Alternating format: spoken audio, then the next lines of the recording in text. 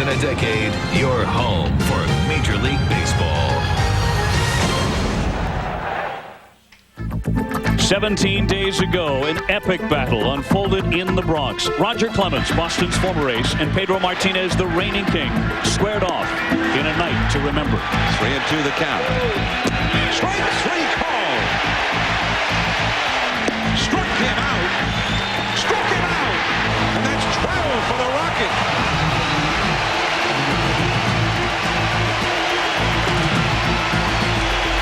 Struck him out.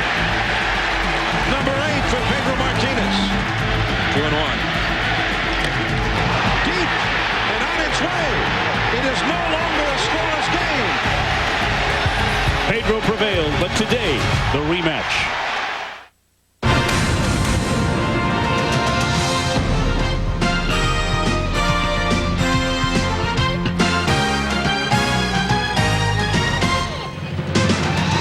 And so on a gray, cool day that feels more like October than June, the Red Sox and the Yankees go at it again inside Yankee Stadium. The Yankee fans pumped up for the Rocket Pedro duel. Take two inside the stadium. Looking at the standings after last night's Red Sox victory 5-3, Joe Torre's team finds themselves joined by the Red Sox in first place. Pedro Martinez, well, the last time out against the Yankees, brilliant, doesn't even cut it. A complete game 4-hitter. He faces Roger Clemens again today. Brilliant in his own right, a complete game 5-hitter 17 days ago. And a look at those numbers. 9 innings for each. The 9 strikeouts for Pedro. He was dominant with 89 strikes out of the 128 pitches. But Roger, in some people's minds, was even better. 13 strikeouts. Maybe the only mistake made the entire day was the 2-run homer that he allowed to Trot Nixon, who is back in the lineup today. So these two teams are in first place, and we go at it again, hoping for more of the same that we saw on May 28th. Baseball's rich tapestry weaves their faces into the mind, their splendid accomplishments into one's memory. They are the names of greatness past and present. And on special days like this, when the rivalry is rekindled, there is always the opportunity for the unforgettable.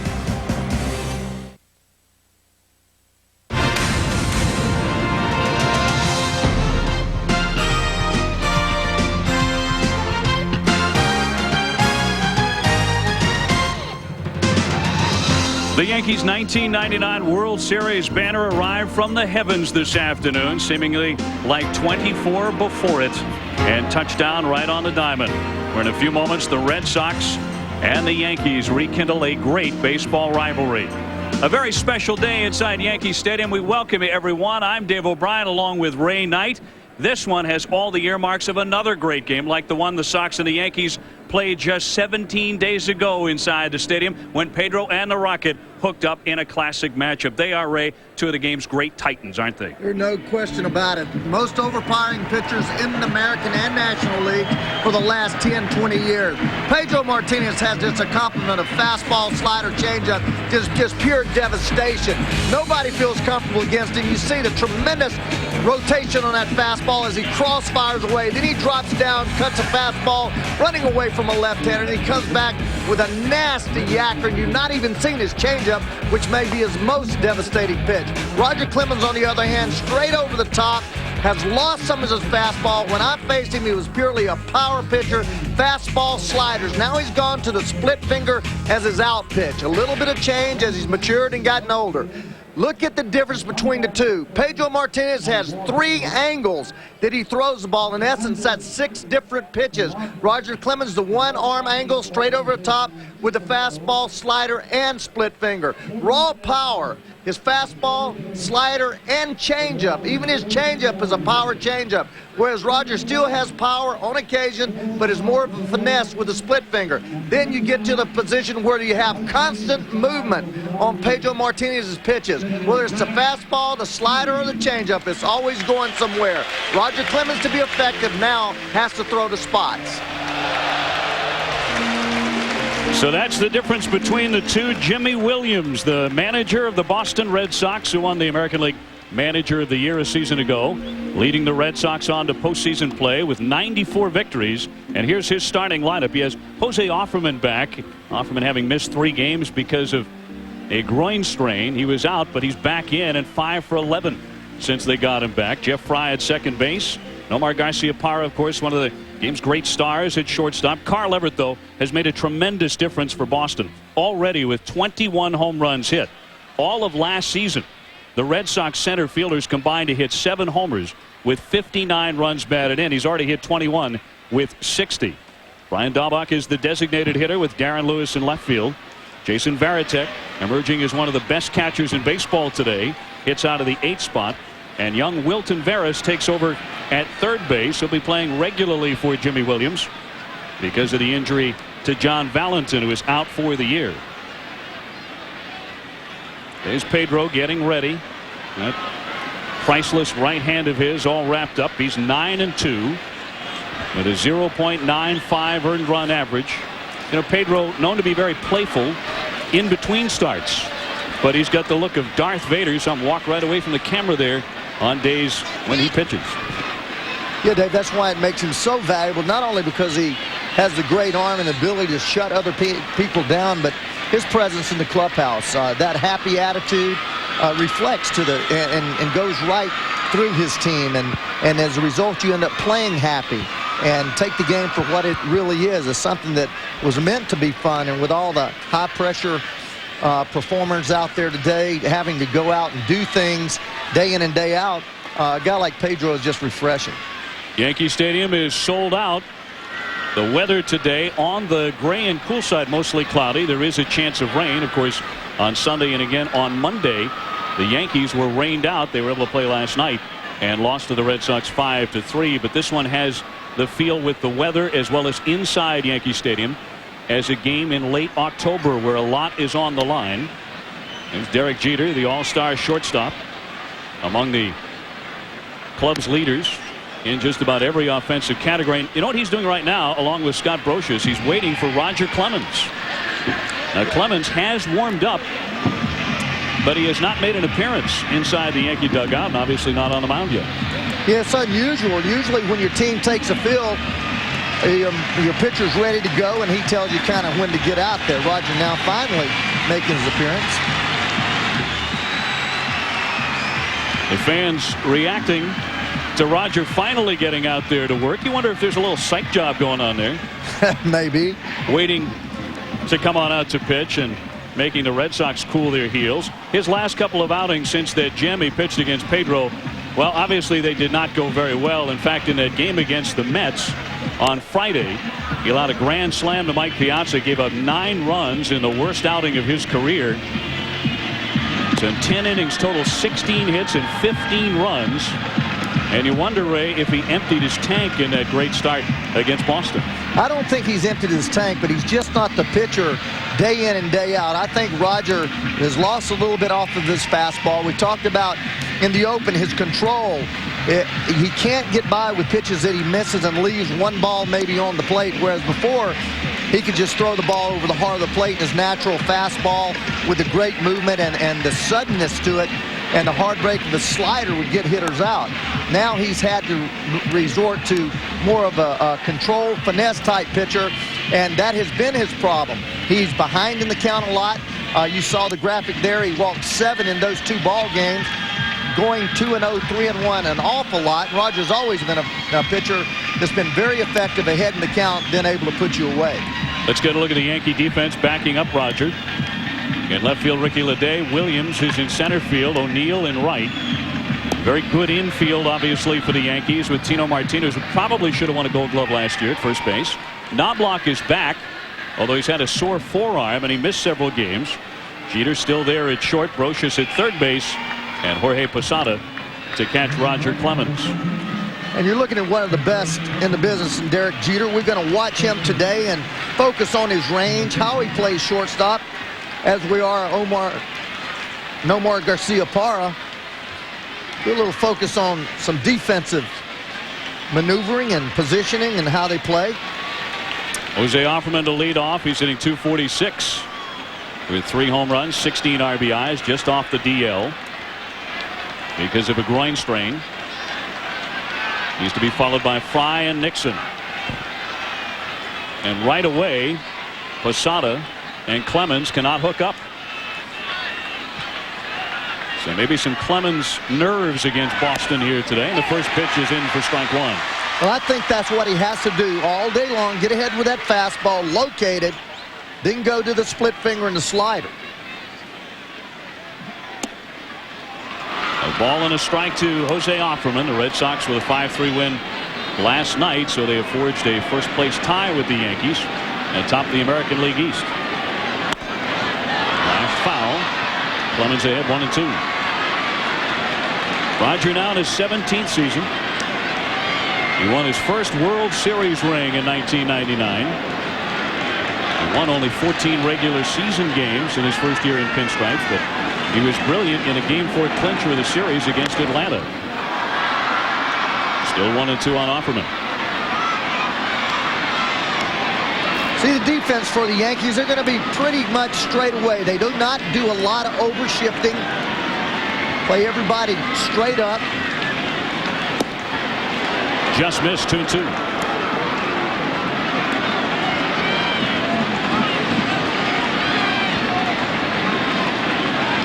Offerman a good bunter, good speed.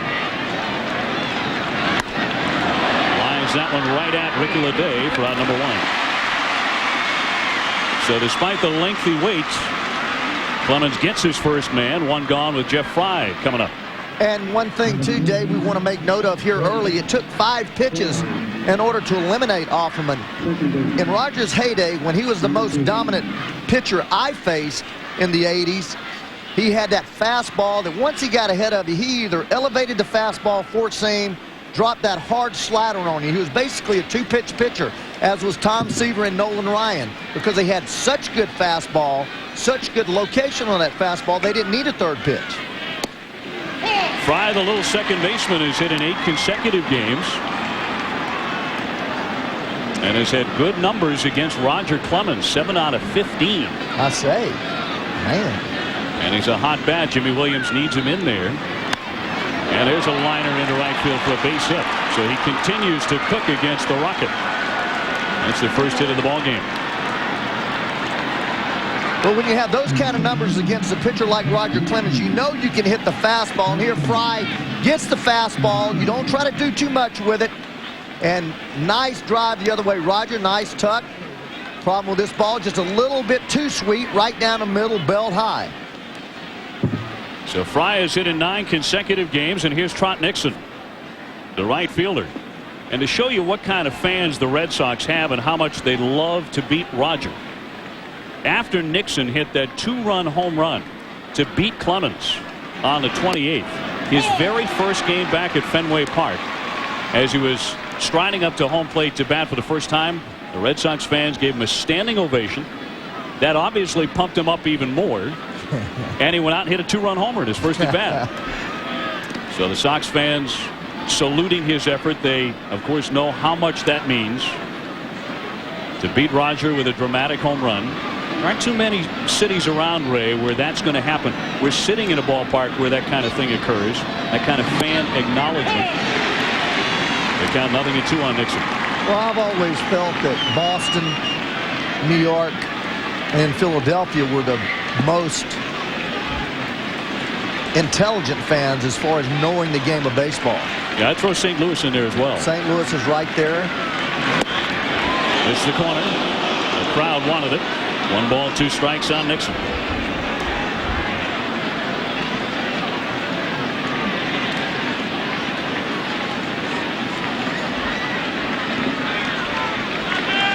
Clemens very deliberate with men on and does not have a great move. He never has. He's always been one of those pitchers that you can run on easily, assuming you can get on base against him. Absolutely. A guy that does not really incorporate a slide step.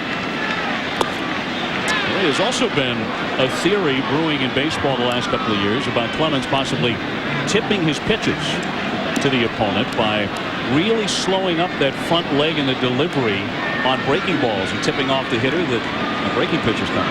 You know, there's a lot of ways to tip pitches. The way that you grip the ball in the glove, the tilt of your glove.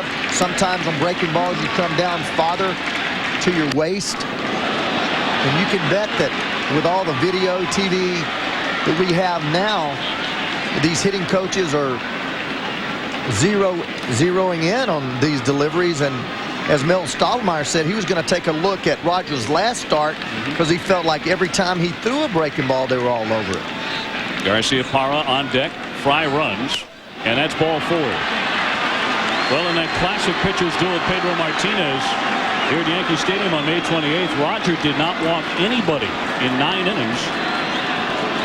Well, this is a big difference in Roger Clemens. Gets an 0-2 count on a hitter, and then he cannot put him away. The first hitter, Offerman, goes to 2-2, foul fly ball on a 2-2 count. And in times past, I mean, the last 2 years when I've watched him pitch, it always seems that he's laboring. Now, that start against Pedro, he did not labor. He got ahead of hitters, went right at him with his good fastball, threw a lot of sliders in that game, didn't throw a lot of split-fingered fork balls, which is now his out pitch. He's not throwing a split finger yet. Looks like he's trying to establish the fastball and is not throwing it for strikes. He buzzes Garciaparra's tower, and Nomar goes down. Maybe that will get Rogers started. It certainly got the crowd going. Yeah, but I know that's not intentional. When you're struggling with your control, you try to be a little bit more fine, and a lot of that means you stride short and leave the ball high in the zone.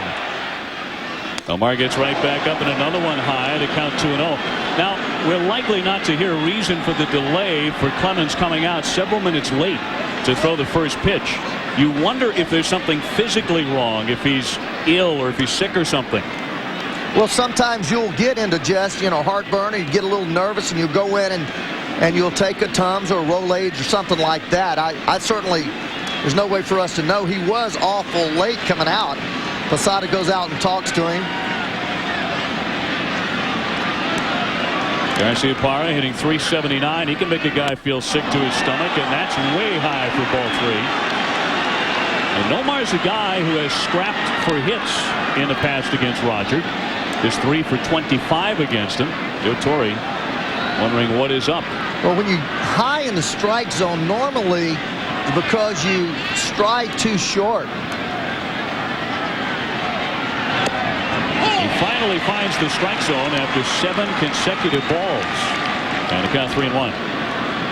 Sometimes you don't load up on that back leg. You want to be a little quick. See pitchers high in the strike zone early in the game when they are a little anxious. They feel those butterflies and they want to unload the ball. Check swing. Did he offer? He did not. And it's ball 4. He's walked 2 in a row. So the bases are loaded for Boston. And their best hitter so far in the year 2000, Carl Everett, coming up. And something is amiss with Roger. Everett hitting .328. He had 3 hits last night. He was a home run away from batting for the cycle. And already with 21 homers, second best in the American League. And I think one of the best 5 or 6 fastball hitters in the league. So this is a place Roger needs to be real careful if he's going to locate the fastball here.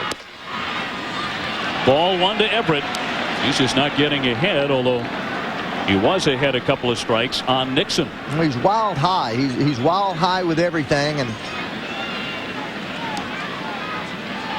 the bases are jammed, and he popped it up. The infield fly in effect, and Knobloch to make the catch for out number 2. A huge out there for Roger Clemens, who clearly was struggling, but got a hot hitter in Everett, and there are 2 out.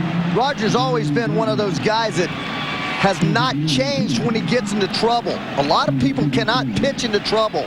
Roger Clemens, a lot like Tom Seaver, a lot like Tom Glavine. When they're in trouble, they can go to another level, make better pitches, throw to better spots. So they're not like those people that bases get loaded and all of a sudden they cough it up. Somehow they get to a different level. The DH Daubach takes high for ball 1.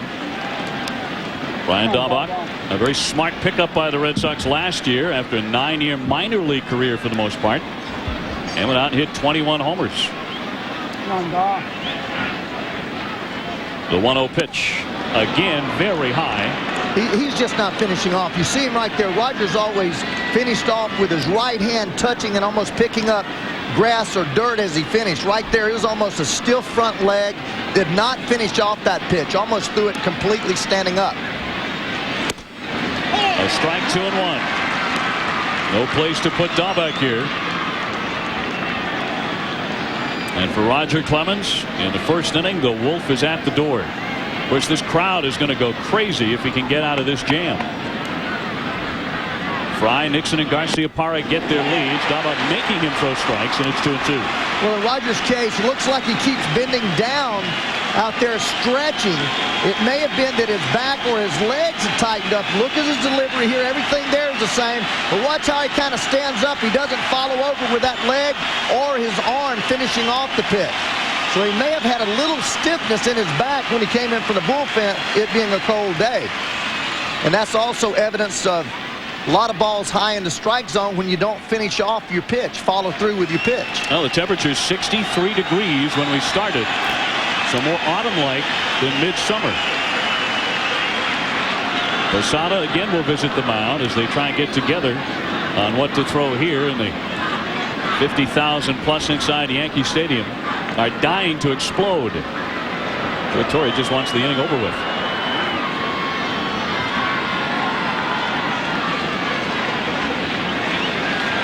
A Wednesday afternoon matinee. Clemens against Pedro. And the first test of the day as Clemens tries to untangle himself from this jam, the 2-2. Now it's full. Very enticing, but Dahlbeck wouldn't bite. Good spot. Great hitting by Dahlbeck, not swinging at that pitch. Good spot by Roger. So often hitters offer at that pitch. Certainly 2-2 right off the bat. Tough pitch not to chase. The runner's on the move, and he raked it foul. And he broke his bat. Roger came inside on him.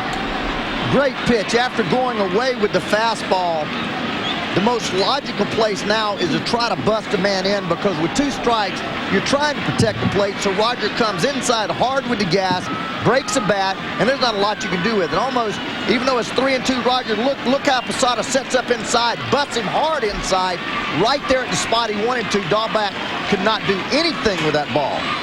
And that comes from all the pitches Roger threw away. It makes him vulnerable on the inside pitch. Two pretty good class pitches. Fastball away, 3-2, then fastball in, 3-2. So Dahlbeck with a new bat, the 3-2 again, and he popped him up. He's going to get out of the jam. Grotius on the left side makes the catch, and the Red Sox leave them loaded in the first as Rocket passes the first test. No score. Thanks for your time. Say hello to French fries in a can. Some people want Dave to change Wendy's Super Value menu, but no matter what they come up with... Our newest idea? Hamburgers on a roll. That's not going to happen. Because for 11 years, Wendy's has given you great food for just 99 cents. Fresh salads, hot and juicy junior bacon cheeseburgers, and biggie fries. Here's the clincher. And you can count on This is going very well. Wendy's 99-cent Super Value menu. And remember, Wendy's pickup windows open late, so you can eat great. Thanks for stopping. Even late. Howie, have a seat. Listen. Cool. It's just like a movie theater. RCA Digital Home Theater from Radio Shack. There's just one thing that's missing. A cup holder. Now get a $400 instant rebate to buy an RCA home theater or anything else in the store. Just sign up for MSN Internet service at the RCA Digital Entertainment Center. Only at Radio Shack.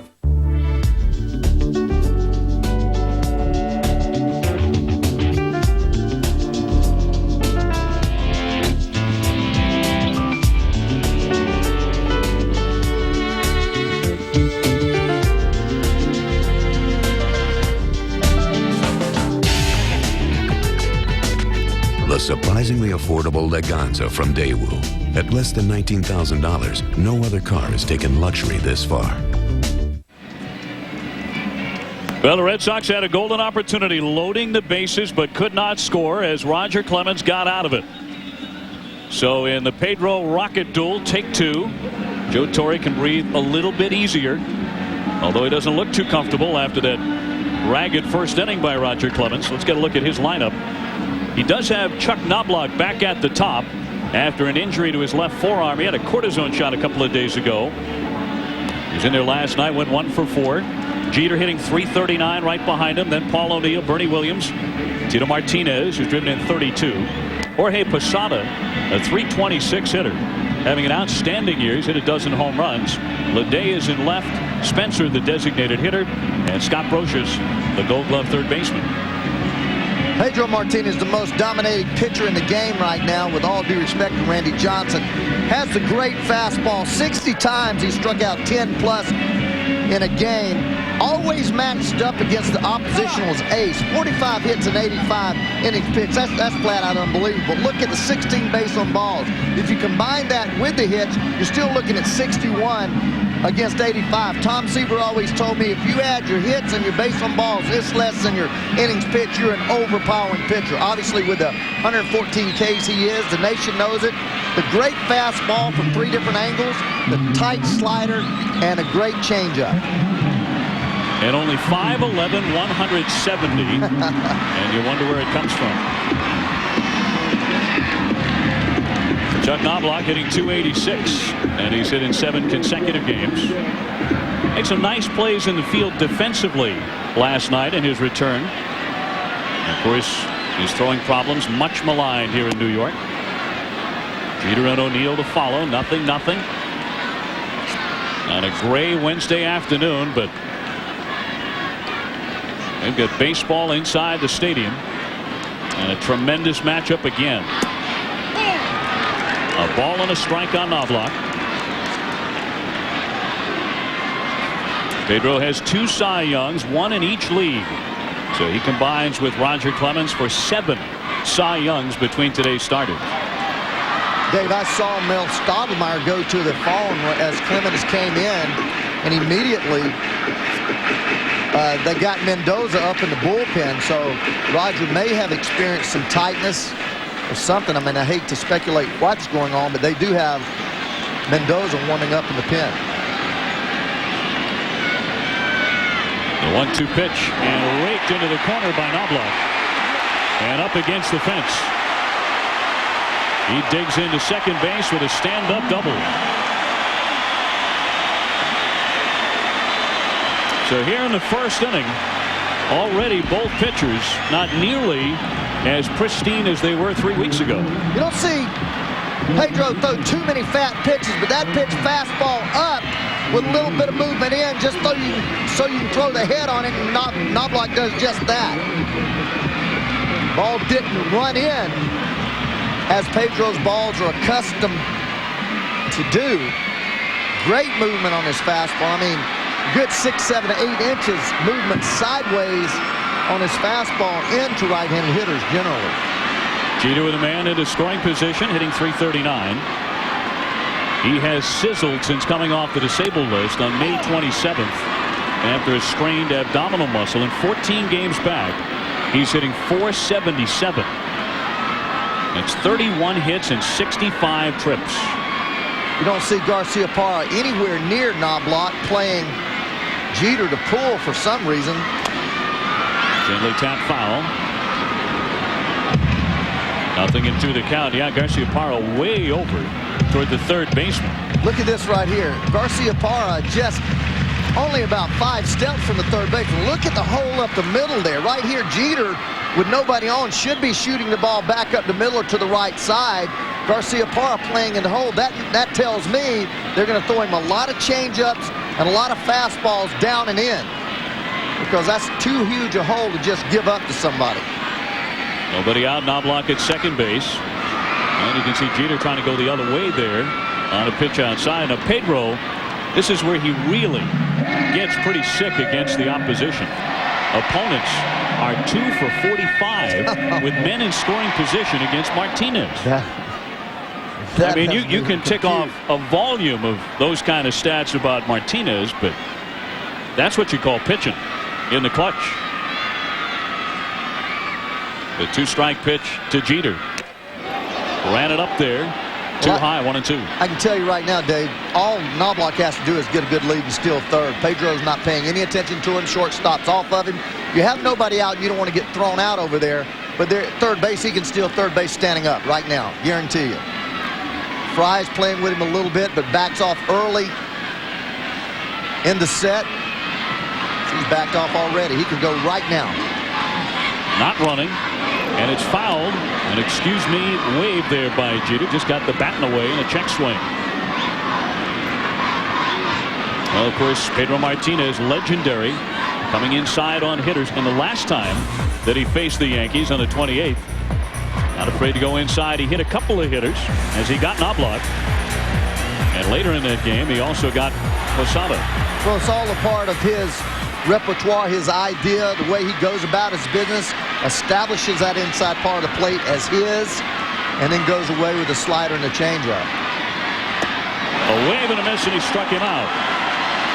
Inside and outside with the soft breaking ball for his first strikeout.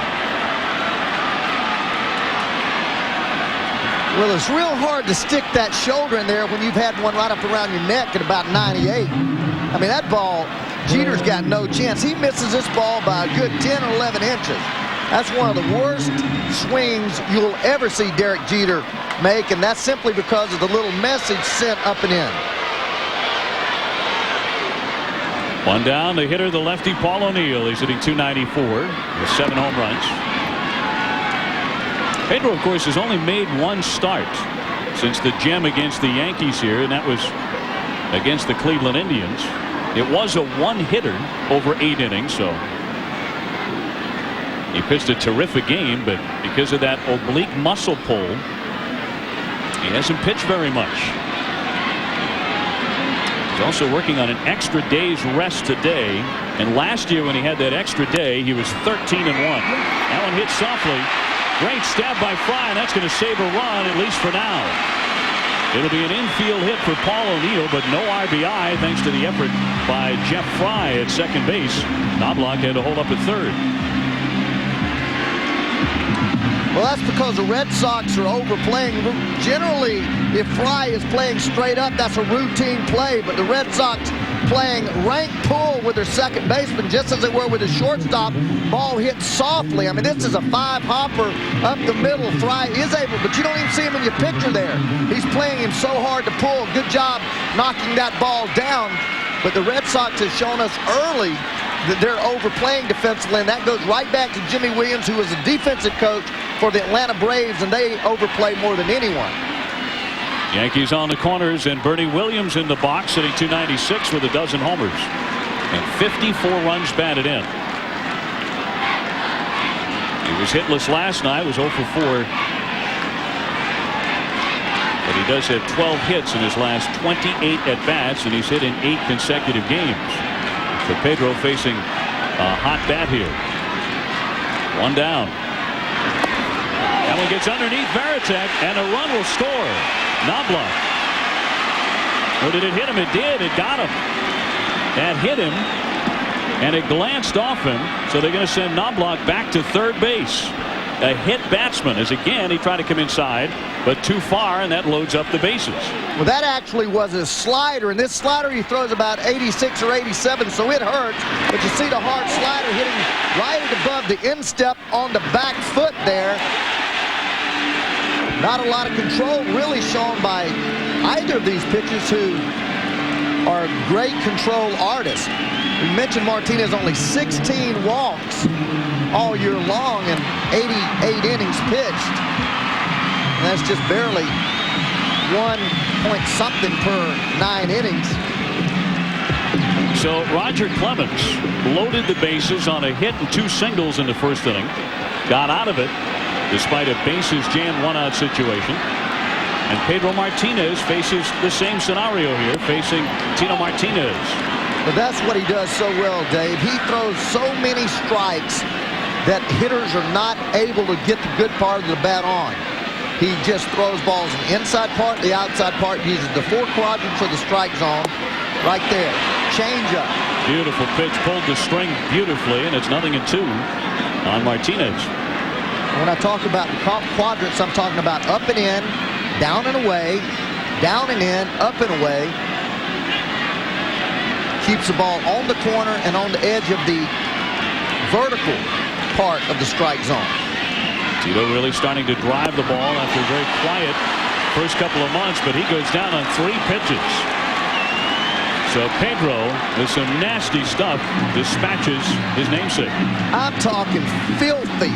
You look at these pitches, fastball, then changeup. He misses that ball by 10 or 12 inches. He just chokes his changeup way back, throws it with the same arm action, and look at the downward movement. That's what we always say. He always has movement on every pitch. There's no such thing as a straight changeup to Pedro. It's going to have some type of either sideways movement or in or out movement.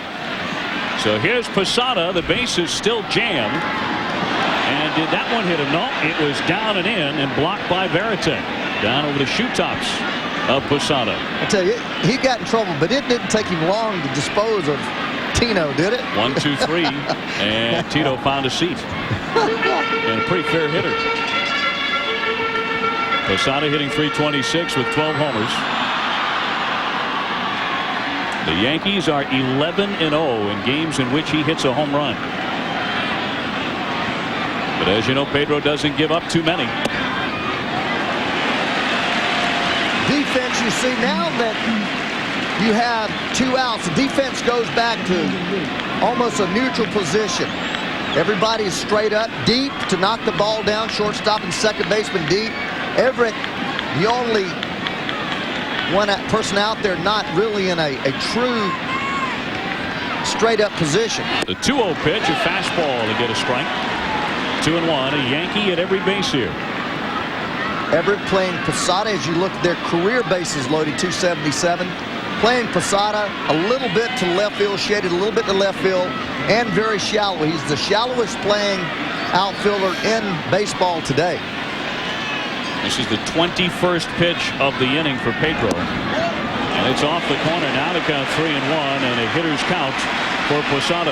But the thing about Pedro there, you see on 2-1 count, he goes with a changeup. He has the ability and the fortitude, even here at 3-1, to throw something other than a fastball. He believes he can throw that slider for a strike. He believes he can throw that changeup for a strike. As a result, it's hard to sit on one pitch. The 3-1. Went with a fastball, and he fouled it back. A good rip by Posada. Ball's up out of the strike zone. That's the pitch you see best. Actually, ball 4 there. Posada did take a good rip at it. But Pedro throws you so many pitches, so many different angles, so much change in his elevation. Look at this pitch. It's going to be a fastball. It's going to be a little bit up in the strike zone. The catcher reaching up above his face mask. Definitely a ball. But he saw that ball pretty well. The 3-2, and where did that miss? It is ball 4. Oh, so close. Pedro is disgusted. He thought he had strike 3, but the walk to Posada forces in Knobloch, and the Yankees lead it 1-0. Yeah, I don't know where that pitch was either. It had to be down. Look at the catcher's mitt, see what kind of movement it has. That ball, it's not where it goes over, it's where it goes over the plate, ladies and gentlemen. Not where he catches it. Check the knee. Check the knee. That ball is right there. That ball's got to be a strike. He had to call that ball down. I mean, that ball is right there. Right there. Tough pitch to call a ball, I know that. Posada picks up his 33rd RBI. Garcia Pyre, Bernie Williams. See, if that pitch is a ball, then the pitch around the catcher's mask has to be a strike. Ricky Leday takes a strike. Leday, the left fielder, hitting well lately. He's 0 for 6 on the homestand, but 10 hits in his last 29 at-bats. And all this talk about Sammy Sosa, which is swirling in the New York media. Cut on the mist, and it's 0-2. Has to make Ricky Leday think about his future with the New York Yankees. If in fact such a deal would be in the works.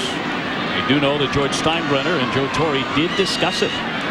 The possibility of Sammy Sosa becoming a Yankee just yesterday. He pops that one up.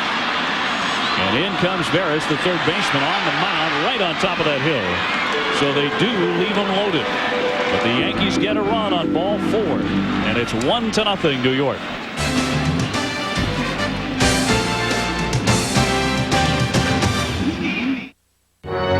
Kawasaki brings you a classic story of 3 bikes and the offers that go with them. Starring the Vulcan 1500 Classic and the Vulcan 800 Classic.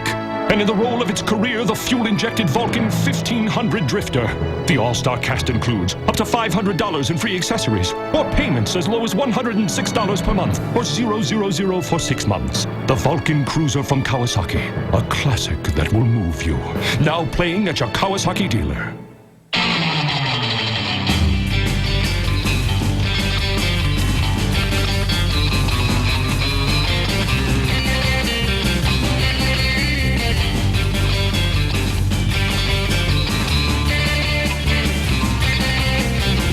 During the game, you put your feet through hell.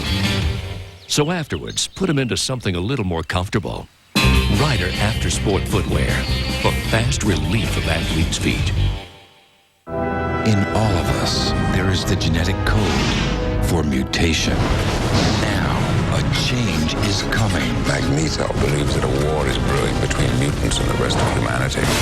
Those we fear will be all that can save us. He could wipe out everyone in New York City.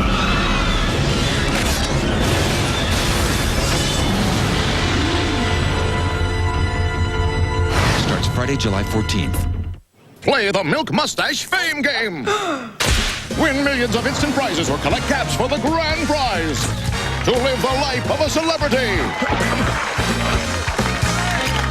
The Fame Game. Drink milk. Be famous. Right, give me a good exit and a clean arch. Go. Pay attention. Right, heads up at 4,500 feet. Look, reach, pull, go. Come on, you can do it. How many times have you done this? None, but I did stay at a Holiday Inn Express last night.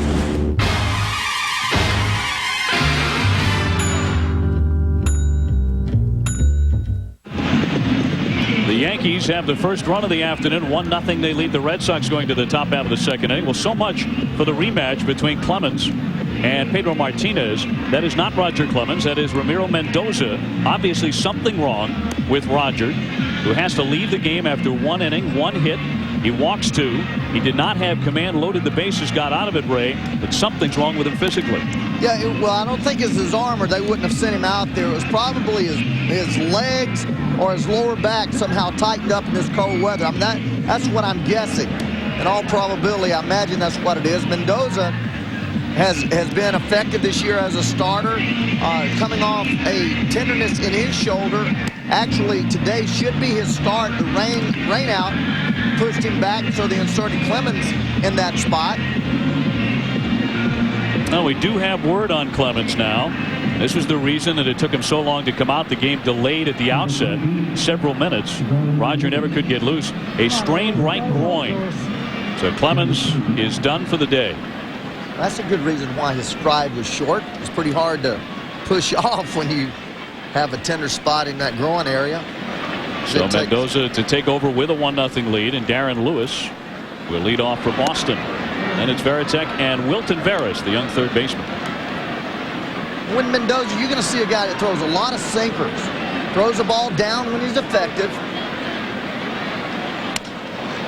Lewis rakes a foul. He, of course, a tremendous defensive outfielder over his career. About a .240 lifetime hitter. You saw hitting over 300 this year, and he broke his bat on the first cut. Yeah, when you're able to carry Darren Lewis as your starting center fielder, which is an outstanding one, you have a great baseball team because he a little short with the bat, runs exceptionally well, and covers a whole bunch of ground out there in center field. They're playing in left field because Everett has won the center field job here, not only with his defensive play, but with his bat. So Lewis in left today, a guy who once played 392 consecutive games without an error. That's the major league record, handling almost 1,000 chances. Well, Ray, we mentioned the Sammy Sosa stories that are filling the New York sports pages over the last 48 hours. The Cubs may or may not be ready to deal him as this fly goes right to Bernie Williams for out number 1. And the question, of course, is, will Sammy agree to a trade? As a 5 and 10 man, he can nix any trades. You think, though, if the Yankees are willing to part, especially with some pitching prospects, they have a very deep farm system. And And I know Joe Torre has made the comment, hey, you're talking about 60 home runs a year there. Not that he was necessarily going up on a pedestal and demanding Sammy Sosa come here, but well, I think it'd be a great thing for Sammy Sosa because of he said that New York is one of his favorite cities, and the fact that I don't know that it would affect Leday. Leday, a good, solid defensive outfielder. I would think that they're thinking of Sammy more as a DH, a guy that can give you 500-600 bats, take care of his legs, and not playing much, maybe spot starting. Sammy's numbers so far this season: 305, 19 homers. And of course, he's gone back and forth in the Chicago press with Don Baylor because of all of Sammy's strikeouts and his defensive play in right field. Don Baylor came out in spring training, said he wanted Sammy to steal a lot more bases. Varitek with a hard two-hopper to Knobloch, and there were 2 down in the second inning. Well, the only thing with that, Sammy plays as hard as he can play day in and day out. His forte is his hitting. He's never been a tremendous defensive outfielder. He's got a good throwing arm, but he's always caught what he's gotten to. As far as strikeouts, big guys like that are going to strike out. I mean, that's why they hit so much home runs. Yeah, the Yankees have had a few like that. Sure, they have. Reggie, Mickey, they've had a few. Babe Ruth struck out. So sometimes a manager expects a little too much from a player, and you ask him to do things he can't do. Sammy, he just goes out and plays hard and does the best he can every day. The young third baseman Wilton Veras, 22 years old, out of the Dominican Republic. And at third base today, hitting .259. Replacing the injured John Valentin. Count 1 ball and 1 strike. The Red Sox like him a lot. He has a very strong arm and has some power. He's been one of their top prospects the last couple of years. Getting his chance. Broke his bat on that one. Nub to Knobloch, who gets rid of it in a hurry. No throwing difficulty there for Chuck Knobloch, as the Red Sox are retired 1-2-3. So good start for Mendoza.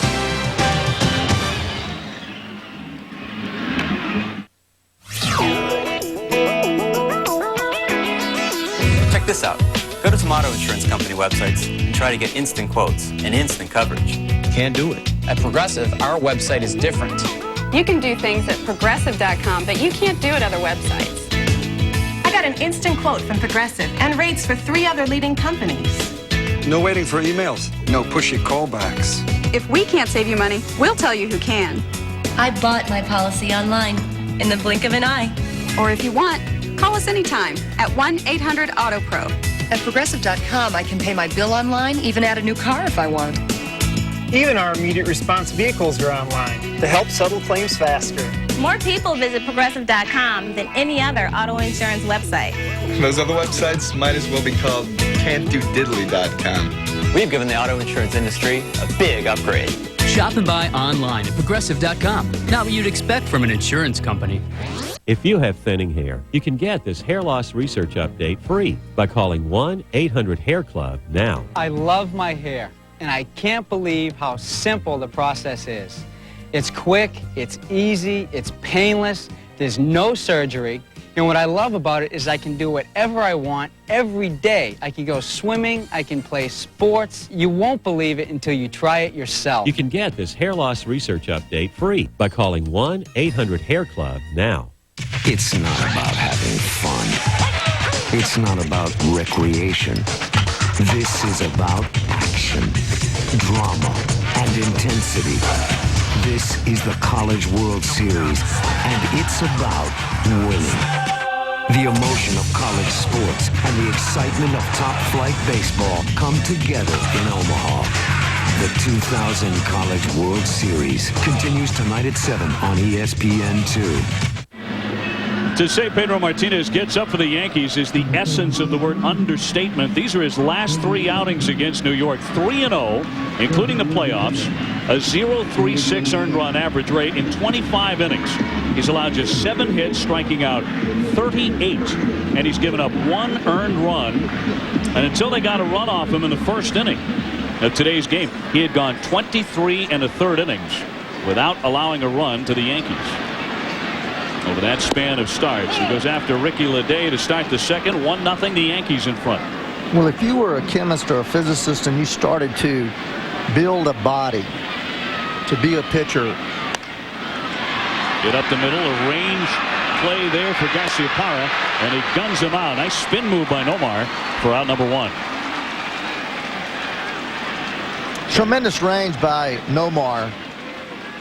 Look where he starts right there, and watch his steps. Count the steps. 1, 2, 3, 4, 5, 6. 6 steps. That's generally 24, 25 feet. But the big thing was the first step. He starts getting a little choppy there to get himself under control. But that first step was on the crack of the bat. Tremendous range. Going back to what I was saying about Pedro, perfect body for a pitcher. Lean, lanky, long arms, strong in his buttock area. Real long, lanky arms. Well phrased, by the way, right? Yeah, yeah. Going back to Forrest Gump. And then he has the arm angle, very loose, almost spider-like delivery, which is tough to pick up. Spencer with a pop-up behind first base. Offerman headed for the seats, but out of his reach. Well, at 5'11", as far as pitchers go, he is on the short side. Only one pitcher under 6 feet, born after 1900, has made it to the Hall of Fame. And that was the Yankee great Whitey Ford, who stood 5'10". Pedro, of course, headed that way on his way to Cooperstown. If he keeps up this astronomical pace. Pedro's father was a semi-pro pitcher in the Dominican Republic. Pedro never got a chance to see him pitch, but apparently his dad competed against Manny Mota, the Alou brothers, in the Dominican. And he asked his former manager, Felipe Alou, about his dad. Felipe said he had a good arm, a live arm.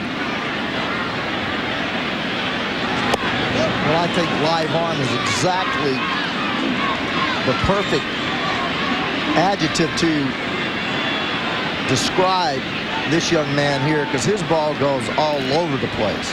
Does it ever? The 2-2 to Spencer. You know, the toughest thing to do as a hitter is really to pick the ball up.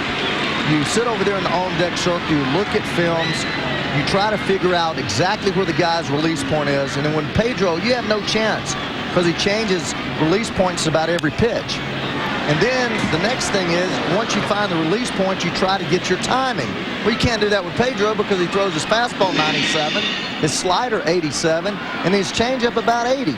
So all the things that make you a good hitter or make you able to be able to drive the baseball, seeing it and timing it, he doesn't allow you to do either one. With that sidearm movement, the way that he throws his glove at you, he almost turns his back to you. Very difficult to just pick out a cone area, as Ted Williams used to do, right up over that shoulder and get the release point. Forces for the foul, 3 balls, 2 strikes.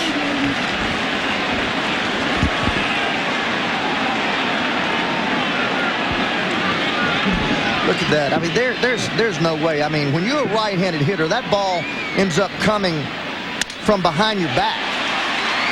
Garciaparra behind second, swings it over there to retire Brocious.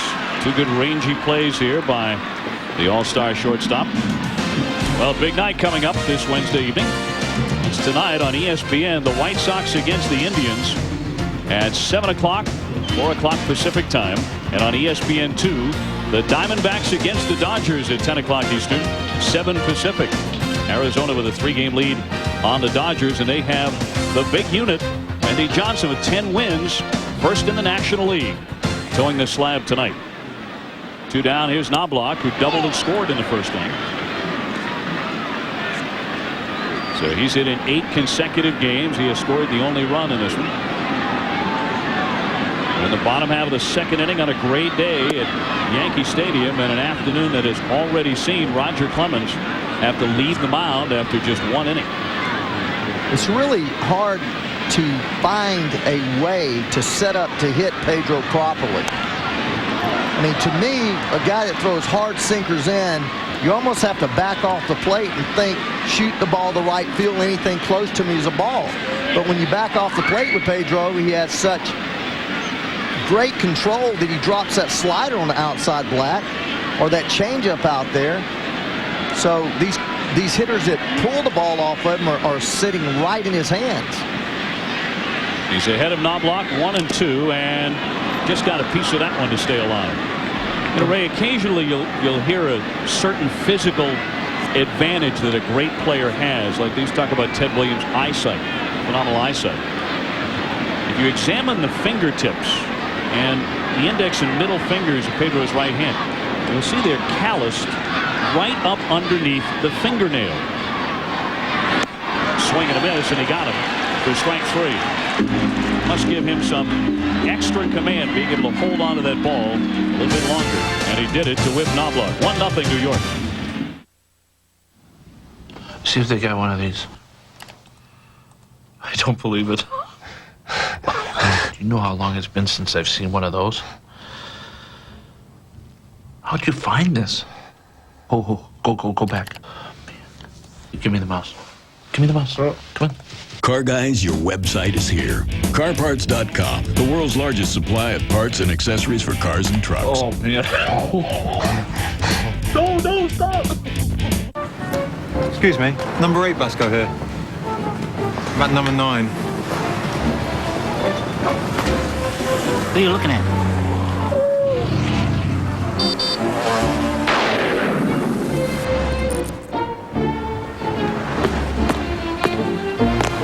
Dry cleaners wouldn't take a check again, eh, Nigel? Use Visa Check Card. It automatically deducts from your checking account everywhere Visa's accepted. So you can get what you need and get on with life.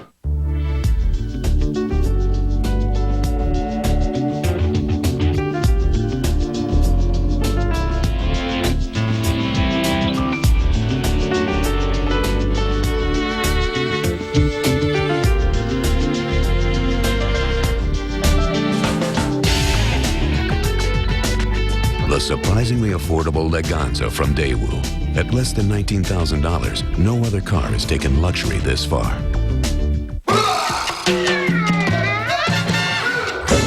A clear bottle, so you can make sure there's none of that hijinks and funny business going on inside.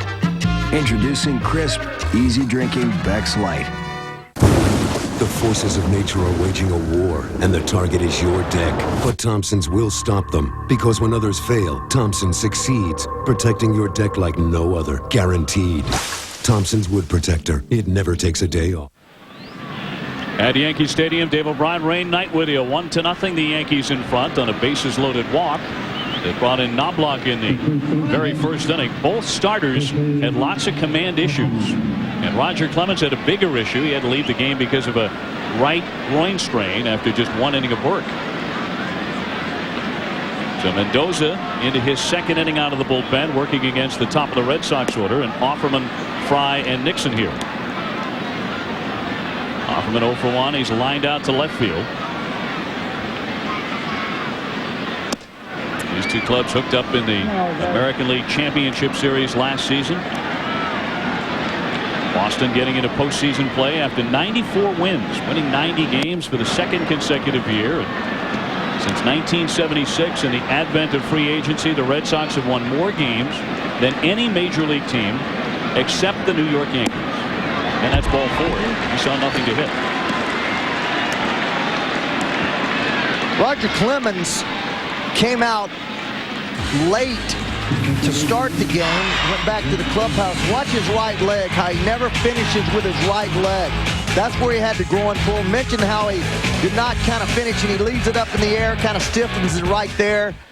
And that was an indication that something was wrong with his back or his leg. Turned out to be his right groin, and normally that right leg just fires over the top. Offerman takes on the first pitch, and it's fouled away by Fry for strike 1.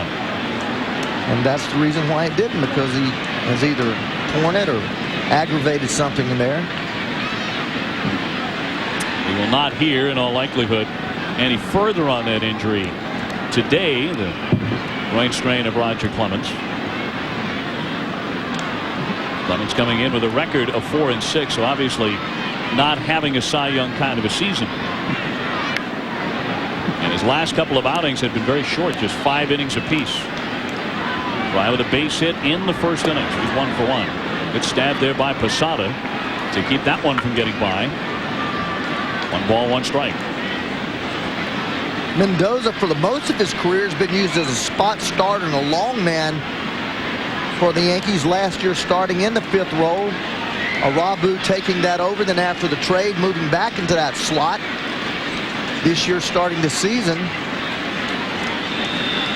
as a 5th starter. This ball club, when he's in long relief, you're talking about deep. The Red Sox have already taken 3 bases on balls in the first few innings of this one. In the top half of the 3rd inning, 1-0 New York.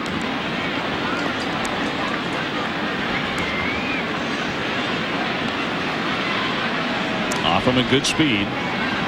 The Red Sox do not run frequently, but they do have some speed in the lineup with Offerman and Carl Everett and Trot Nixon in particular. Cut on and miss.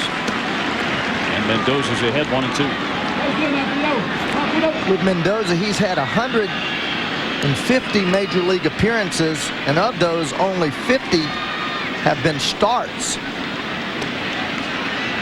So that's one of the reasons why his shoulder is probably a little tender. Throwing more pitches at this point of the season than any other year prior to. But a very valuable swing man that the Yankees have been reluctant to part with, because when you're looking at 37-year-old starters like Cone and Clemens, what happened today, not necessarily likely, but a strong chance it could happen. Clemens having to leave because of an injury, and you can roll Mendoza right in there, not losing too much. A foul by Fry. 1 ball, 2 strikes. Fry stands about 5'9". Jimmy Williams likes him a lot. Defensively, he's been very solid. He's also hitting .314. So the decision to move Offerman over to first base helps them defensively after Offerman came off the DL and keeps Fry's hot bat in there. Nixon up next. 2-2. So the pitcher's duel that we anticipated, unlike back on May 28th when it was much hyped and it lived up to every minute, well, it does not unfold on this June afternoon in the Bronx, as Clemens is out, and so far Martinez has not been ultra sharp.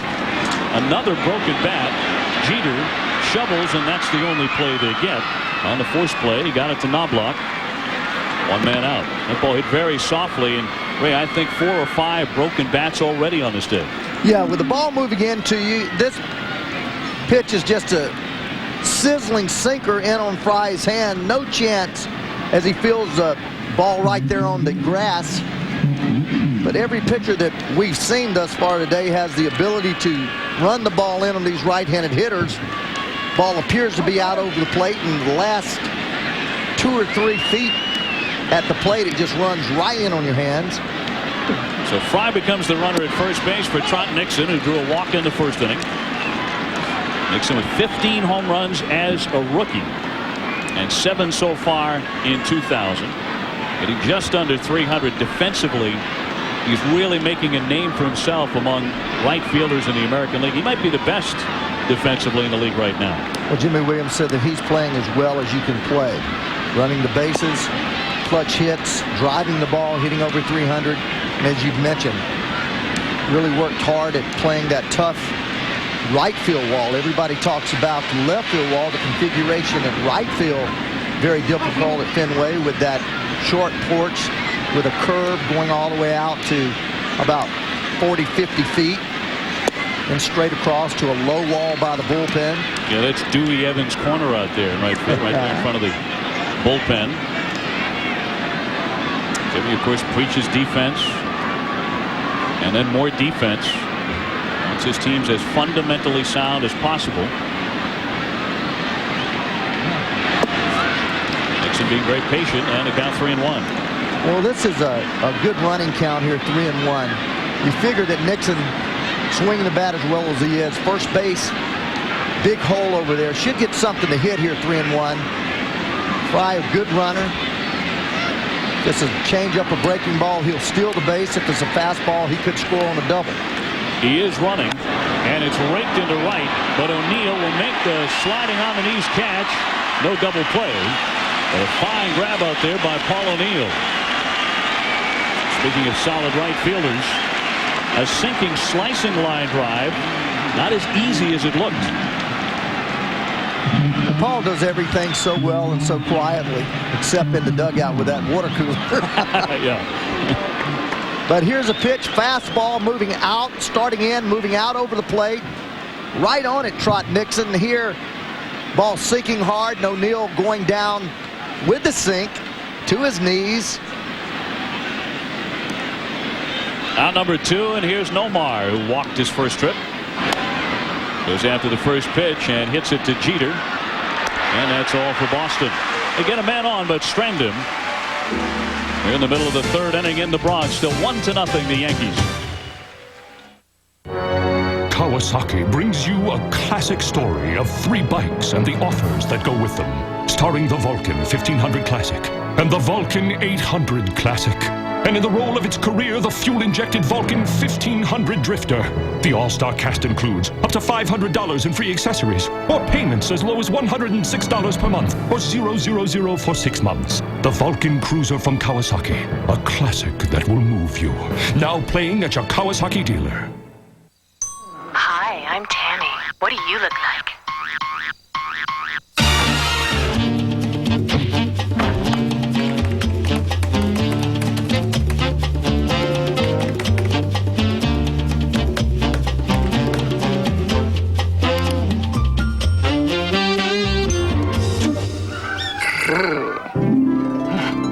I'll take it. Me too. Get more from the web, folks. Sign up for MSN Internet Access. Lead with your offer. It's big. Your first 6 months free when you sign up for a year of unlimited MSN Internet Access. Go get 'em, man. Smarter searching lets everybody find exactly what they're looking for. Feeling good. Go on. Hey, get MSN eShop. A spectacular feature. Makes comparing products and prices so easy. Call 1-800-FREE-MSN today. She's nibbling. Go on now. With MSN Money Central, you can pay bills online, manage all your finances in one place. Bring it on now. Are you tired of busy signals and disconnects? You know you are. If you're not, then you're lying to yourself. 6 months MSN free. Sign up now or you'll miss out and you'll be really, really sad. On second thought, you better stick to the script. Sign up for a year and get your first 6 months free. Call today, 1-800-FREE-MSN. Outtakes, the new book by Dan Patrick. Full, expanded interviews from Dan's Outtakes column in ESPN The Magazine take you inside the minds of today's favorite athletes. Dan Patrick's Outtakes, a great Father's Day gift. In bookstores now or through ESPN.com. Home half of the 3rd inning coming up. Dave O'Brien and Ray Knight from Yankee Stadium. New York ahead 1-0. As Pedro Martinez goes out for his 3rd inning. He'll face Jeter, O'Neill, and Bernie Williams if anyone should reach the number 5 man. Tito Martinez. The Yankees got their run in the 1st inning after Knobloch doubled, leading off the game against Pedro. Then Jeter struck out on a great breaking ball.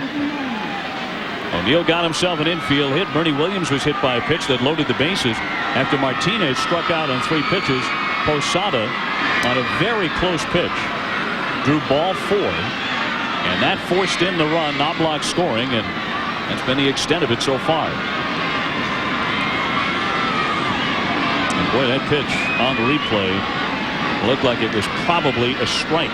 The one Posada somehow took the ball for it. A ball and a strike on Derek Jeter. We have our ozone all plugged up and ready today. Derek Jeter, he tough on balls up and in, up out of over the plate, struggles, ball down and away, struggles, everything else he handles.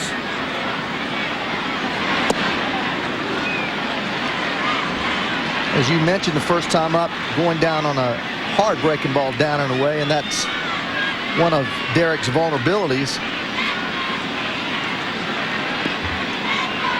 The red is the out zone. Green is what he hammers. That pitch down and away is a pitch that gives him trouble. Anything middle of the plate, up, out over the plate, down and in, he can handle. But if you're going to get him out, you have to put the ball right up under his hands, tight, go up the ladder with the fastball, and then throw those darts on the outside part of the plate. A man's 340, 350 hitter doesn't have a lot of holes, but you can pitch to him. I was about to say the best laid plans, but that one's on the inside corner for call strike 3. Jeter not terribly fond of the call, but Pedro snuck one on the inside corner to whiff him for the second time. And what happens, that sets up the first at bat when he struck out on a slider away, sets up that pitch, because you have to be able to respect the pitch they got you out on in the prior at bat. Here's the O zone is the red, the hot zone is the green. That ball's on the inside part of the plate there, right about the bottom of that red area there. Again, you can squeeze him inside as long as the ball is up. Generally, he'll foul that ball off, try to spoil it, get to a better pitch. But with Pedro making that great pitch down and away, the previous at bat made him more susceptible to that fastball in. Yeah, that was into the K zone. Oh, yeah, that's definitely the K zone. How do you like that O zone? I like that. I like that. It's colorful. It's colorful. It's kind of Christmassy way if you want to get right down to it. With the red and the green. Well, we can change the colors now. O'Neill doesn't get the fastball, nothing in 2. Paul O'Neill with a base hit his first trip. Ray, he really took to the American League in 6 seasons over in the National League with the Reds. He never once hit 300, but in all of his first 6 seasons with the Yankees, he hit over 300 or right at 300 every year. Well, I saw Paul early in the National League, and he was pretty much a pool hitter. He also was not real disciplined. He swung at a lot of pitches. And I also thought that his swing was big. He tried to hit the ball out of the ballpark. He's a pretty big guy, too. 6'3", 210. And when he came to American League with this big ballpark, short down the line, he started hitting line drives in left field, fighting balls off, not trying to hit the ball out of the ballpark every at bat. Realized what type of pitcher, what type of hitter he was, and as a result became a real tough out. His swing became shorter, and he changed his field of direction. Happy to hit the ball to left field, and he's become one of the toughest outs against left-handed pitching because he's not afraid to use that third base side of the infield. Won a batting title doing that. In 1994, he hit .359, the 1-2 from Pedro, and a check swing. 2-2. Paul's a pretty fair tennis player as well. Jim Courier, the touring pro, is a good friend, and they've been known to practice together. Apparently, O'Neill has a killer service. He can serve about 100 miles an hour. You can get this from me, but I guess the backhand needs a lot of work. At the service game. And he has the temperament to be a touring tennis pro, too, doesn't he? Lunging after that one, and Garciaparra cannot reach it. Some pretty good hitting by Paul O'Neill, lunging down to get his second single of the game, just out of Nomar's reach. A one-out hit.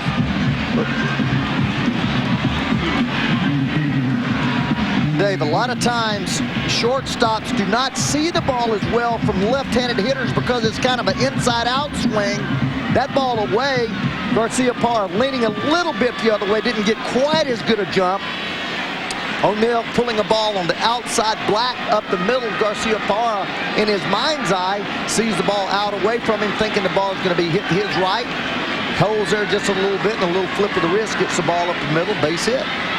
Here's Bernie Williams, hit by a pitch on the foot his first time up.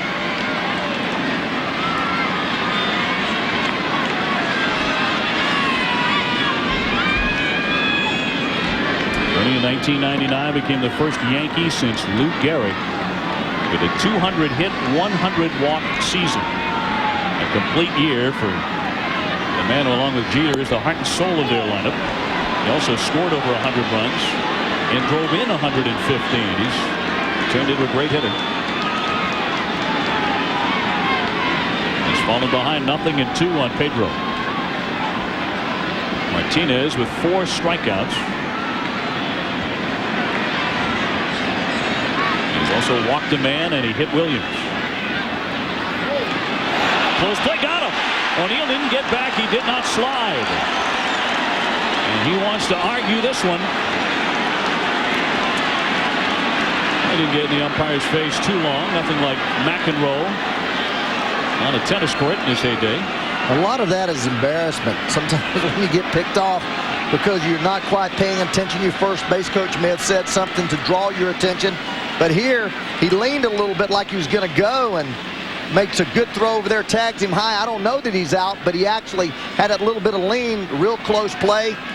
O'Neill questioning a little bit, taking a little exception to it. It's softly to Fry, the second baseman, and as it turns out, Martinez faces only 3 Yankees in the third.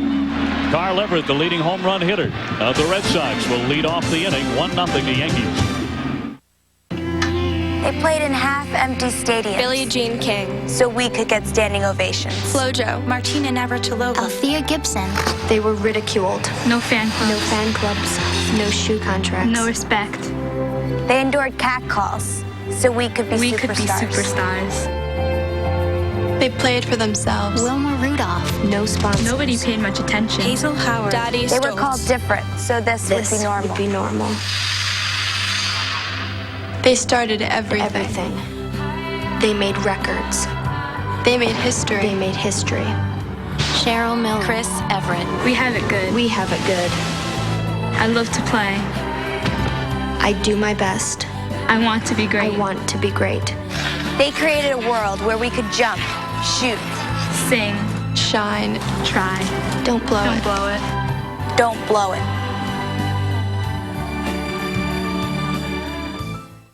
Once again, a Subaru has received the highest possible rating in recent crash tests. The Legacy has beaten every car tested in its class. But the real story is that with our full-time all-wheel driving system, Subaru can help you avoid accidents altogether. The added safety of full-time all-wheel drive, #1 in crash tests. No wonder the competition keeps beating their heads against a wall. Subaru, the beauty of all-wheel drive.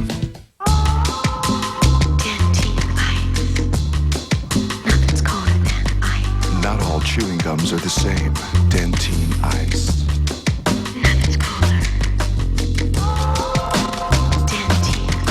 Sub-Zero flavor inside, delicious cold minty shell outside. It really puts your breath on ice for a long, long time. Dentine Ice, nothing's colder than ice. Nature made it. Minwax makes it beautiful with rich wood stains and long-lasting protective finishes. Turning a house into a beautiful home is as easy as turning to Minwax. Top of the fourth inning coming your way. Carl Everett to lead things off against Ramiro Mendoza. If you're just joining us, Roger Clemens only lasted 1 inning in this game because of a strained groin. He had to come out, and in fact, Roger was several minutes late getting out to the hill for his warm-up tosses to start it. So 1 inning, 1 hit, didn't allow any runs. The Yankees only run on a bases-loaded walk issued by Pedro Martinez. Everett 0 for 1. He's popped up to second. Carl, switch hitter, excellent power on both sides of the plate. The Yankees initially had him right back in 1990. They drafted him out of Tampa's famous Hillsborough High School. There's the other way there, a floater, and Leday won't be able to get there. It's a base hit. First hit of the day for Carl Everett. This one begins the fourth inning. So the Red Sox with good speed on to start the frame. We've got U.S. Open Golf Championship action coming up tomorrow. The 100th U.S. Open Championships from Pebble Beach, California. Tiger Woods expected to compete. So is Mark Duvall. Vijay Singh. Coverage begins at 5 o'clock Eastern, 2 o'clock Pacific time. Each day, by the way, followed by a 1-hour highlight special. That's midnight on ESPN. Buck flies this one foul. The runner at first base. The Red Sox have a man on and nobody out. Trying to get something going against Ramiro Mendoza. And talking about Carl Everett, who never was much of a Yankee fan. Coming out of the same high school there at Hillsborough High, they produced Doc Gooden and Fred McGriff, a couple of former Yankees, along with Gary Sheffield. Now having a bang up here for the Dodgers. Check swing, but he went. He offered at it, and the count 0-2. And you know, since Carl Everett left the Yankees in the expansion draft years ago when the Marlins took him. He has said he never wanted to play for the Yankees. And they left him exposed in the expansion draft. Well, he's one of a small number of players that wouldn't want to play here. Yeah. Especially with the power he's developed. He's been late developing, though, now 30 years old, and it really hasn't been until the last couple of years. Great season with the Houston Astros last year, and now having an even better one with Boston, that he's really come to the fore as an offensive impact player. 1-2 on Dabai. Well, you're so right on that point. Back in '97, he hit 14 home runs with 57 RBI. 15 home runs the next year with 76 RBIs. And then the breakout year last year, 25 dongs with 108 RBIs and 27 stolen bases. Only 5 for 8 this year in steals, but last year became a real complete player, added to that great outfield defense. Swung on and missed, and down goes Dabai. Ramiro Mendoza records his first strikeout to get the lefty hitter one away. Well, he's tougher against left-handers because of the movement of his sinker down and away. Just look at this movement. That ball just bottom falls out of it, starting just underneath the kneecap. Sideways rotation, which is sinker ball rotation. Just moving hard down and away. And there's no way to handle that pitch unless you try to hit it the way it's going. If it's moving away from you, you've got to try to drive it to the left field. If not, your bat becomes too short as you pull off the ball. It sends up Darren Lewis. And if you're Jimmy Williams, Ray, are you thinking about getting this runner going, putting him in motion?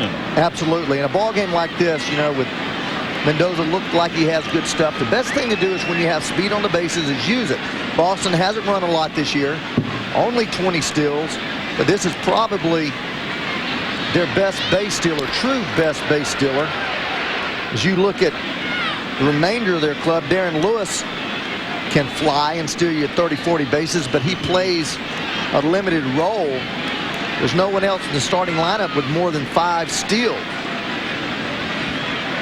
Nixon 4 for 4, but this is your best bet at stealing. And Darren Lewis, we had him in Cincinnati when Davey Johnson was managing. Loves to hit and run. He'll come and ask to hit and run. He doesn't care what the count is. Likes to hit the ball the other way. Does not have a big swing. Hits a lot of ground balls. Everett was a state champion relay sprinter in high school. So he's had excellent speed. He's a 5'2" guy, also very strong throwing arm. Just not terribly fond of the Yankees. And playing in the right city to not be fond of the New York Yankees. And just flourishing in Boston. And Jimmy Williams have gotten along great.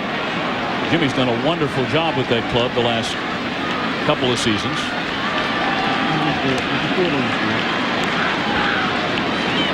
The 0-2 pitch, the runner holds, and it's low, 1-2. Reading some of the comments by Carl Everett, just to lighten things up here a little bit, he has made the statement on several occasions that he doesn't believe that we've ever sent a man to the moon. That's right. And he's kind of backed off of that statement. Now he says he knows there's never been dinosaurs here. He's funny. It's his lead, and it's fly to center. Williams with a hard run in, but the Gold Glover has it. 2-away in the Red Sox 4th inning. 1-0 the Yankees. They got that in the first inning. Very little offense since then. The Yankees have been held to 3 hits. The Red Sox with 2. Now last night, Varitek, talk about offense, for the first time since April, hitting a home run, and he hit one all the way to the upper deck. Off of El Duque, big hit. The Red Sox would go on to win at 5-3 and pull into a first-place tie with the Yankees. It was only his 3rd home run. A guy who a season ago hit 20, so a little bit late in coming. But Varitek has really come on as one of the complete catchers in the American League. He was a terrific college player. You know, been having a great time watching the College World Series on ESPN. Roger Clemens, of course, back in '83, became a collegiate legend. Jason Varitek, along with Nomar Garciaparra at Georgia Tech, tremendous college careers. Varitek, in fact, the Golden Spikes Award winner as the best collegian. Omar on that team, on that Tech team, was just a skinny kid. Veritek with power from both sides of the plate. He's 0 for 1 in the game. This is a guy who has had success every step of the way. The count 2-1. He played in the Little League World Series as a child. Then he led his Minnesota high school to the state championship. Later on to Georgia Tech, where he was an All-American, a U.S. Olympian, and a first-round draft pick, too. Man. So that's what you call a big league resume. Jason Veritek off the end of the bat, and that's going to be a fair ball. Brocious, an offline throw back into second, and Everett is safe. Scott Brocious had to get into foul territory after scooping that one up with an off-balance chuck over there, but not in time to get Veritek. And with 2 down, the Red Sox have 2 on. Well, you talk about getting in foul territory. The only way that you can make that play is by circling the ball to enable yourself to get in a position to throw. Look at Scotty go there, and he ends up circling the ball a little bit so that he can actually have enough momentum not going toward the dugout. He didn't actually circle it enough because he knew that he really had no chance. Basically, just put that ball in your pocket. So Everett into scoring position as Veras taps a foul. A couple of base hits here in the 4th inning. And the hits are now even at 3 apiece. The Yankees ahead 1-0. Roger Clemens is out. Pedro Martinez in for Boston. He's still pitching. And hoping this thing is tied up in a moment. Off the mitt of Posada. 1 ball, 1 strike. Looking out at the Yankee defense, everyone's straight away. Paul O'Neill, Veras, not a lot of power to right field. O'Neill playing extremely deep. We don't feel much breeze up here. The flags are not really doing a whole lot. But to me, that tells me that O'Neill thinks the wind is blowing out to right field because he's extremely deep. Kind of a shame on Flag Day, isn't it, Ray, that the flags aren't doing a whole lot? I mean, on the very day that the Yankees had parachuted in their 1999 World Championship banner. Number 25 for this franchise. Would foul 1 and 2 on Veras. Veras the type of hitter that if he gets the ball middle in, he can do some damage with it. But a ball away, because he turns off the ball with his shoulder and leaves the ball a little bit with his hips, has a tendency to hit a lot of those looping fly balls to right field. I made mention of the depth of O'Neill simply because I've seen Veras hit 4 or 5 balls in spring training that way. The 1-2, he would not chase the breaking ball. So it's all even, 2 down and 2 men on for Boston.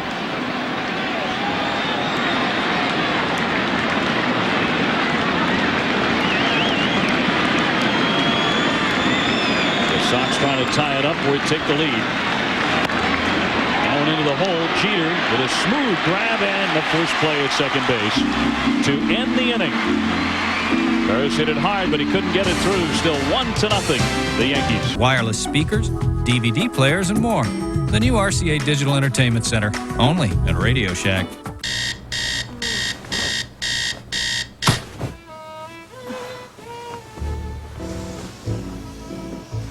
You want me. You know you want me. I am so soft, so comfy. I'm comfy too, baby. No, wait. Hey, whoa, you don't need to run. You had a salad last night. Yeah, a salad.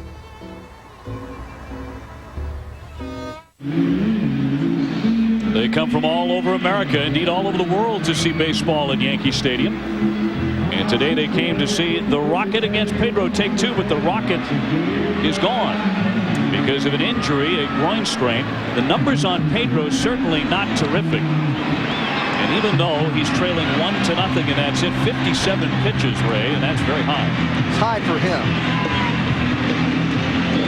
He should be around 45 pitches right now. That first inning went a little deep in each pitch count. Starts off, Pedro starts up Tino Martinez with low ball one. Tino struck out. Tito hitting .277.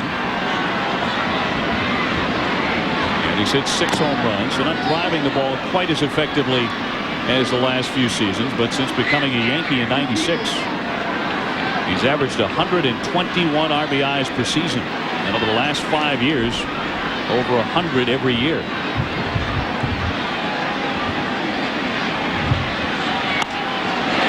Into center field, here comes Everett, and he scooped it up. Great backhand play by Everett, but it fell in for a hit.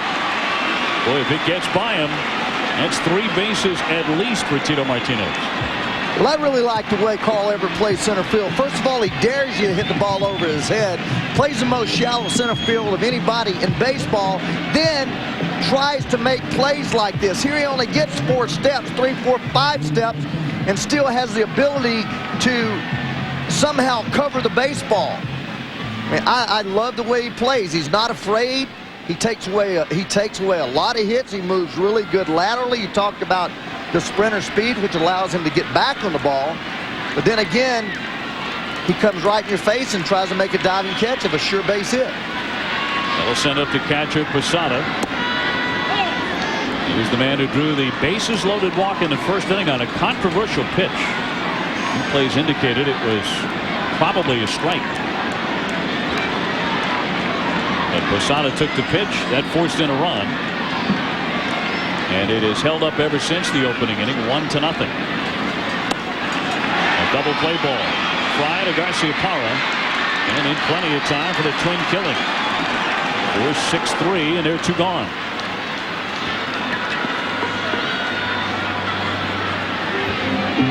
That's what happens when you keep the ball down with movement. Even when you do make a mistake over the fat part of the plate, the downward movement and the sink of the baseball makes you pound the ball in turf. That ball was hit pretty hard, but no way to elevate it because of the downward movement. And Taylor made for 2. Here's Ricky Leday. He is 0 for 1. Bases empty and 2 down. Pedro Martinez with a 9-2 record coming in. It is all business on days that he starts, of course, but he is really fun to watch when he's not starting. Just loves kids. He'll sit close to the fans and flip bubble gum to young fans seated behind him. He interacts a lot with children and with adults as well. And sharply, but right there to Offerman. He tells Pedro he has it, and only 3 men come up to face the Red Sox ace in this inning. We've wrapped up 4 innings. The Yankees lead it by 1. Sometimes the job calls for more than just one screwdriver, but you're not exactly sure which ones you need. That's why Sears created the Craftsman all-in-one screwdriver. It has 6 full-size Craftsman quality screwdriver blades built into the handle. 3 slotted and 3 Phillips head blades in the sizes you use them most. Need a different blade? A quick change couldn't be easier. The compact size fits just about anywhere. Almost everyone has a kitchen drawer where they keep tools handy. But you'd have to keep 6 different screwdrivers in there to do the job of the Craftsman all-in-one. It's a great value at only $19.99, and like other Craftsman hand tools, the all-in-one screwdriver is guaranteed forever. Don't want to carry a whole set of screwdrivers? Just take the all-in-one. You've always got the right screwdriver at your fingertips. It's so convenient and versatile, you'll want to take it everywhere. Sears, the good life at a great price, guaranteed. Call 1-800-314-6363 to order the Craftsman all-in-one screwdriver. Call now. If you're ready to lose weight, muscle up, and get back into shape, I've got a free video you're going to love. Introducing a winning fitness strategy. You got to eat healthy, drink plenty of water, and most importantly, strength train with Bowflex. Strength training adds muscle. Not only does your shape look better, you actually increase your metabolism. Hey, I'm 41, and I'm in the best shape of my life. And I can tell you, Bowflex really does work. For a free video and brochure on the machine that can help you get into great shape at any age, call right now. Think these major leaguers have power? Forget this one. That's nothing compared to the power you have when you click on MajorLeagueBaseball.com. With the click of a mouse, you can decide who starts in the first All-Star game of the century. Just go to MajorLeagueBaseball.com for the official link to this year's online All-Star ballot. Click through, pick your favorite players, and vote up to 25 times. And don't vote for yourself, Craig. Vote for this year's All-Stars at MajorLeagueBaseball.com. As close to the game as you can get.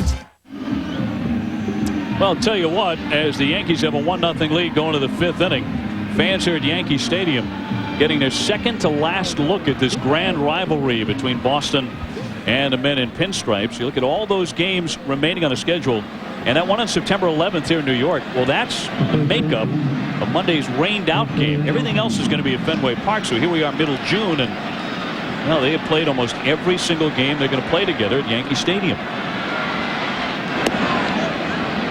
Offerman to lead things off. He is lined out to left and drawn a walk. How do fans think about that? Well, I think that it's tough for the fans. I do know that, you know, the Yankees have one of the greatest followings in all of baseball, and it's not that far down the road to Boston. Problem is, good luck getting in. Bostonians aren't going to let you in. They're going to buy up all the tickets. On the corner, 2-1 on Offerman. Fry and Nixon after him, then Garcia-Parra. There's a lot of quirks in the schedule now. You talk to managers that are not happy with the way things have shaked out this year. Some teams going to the West Coast, flying back to the East, and going back to the West on one road trip. High fly to right field, but not deep enough. And O'Neill settles under it for out number 1.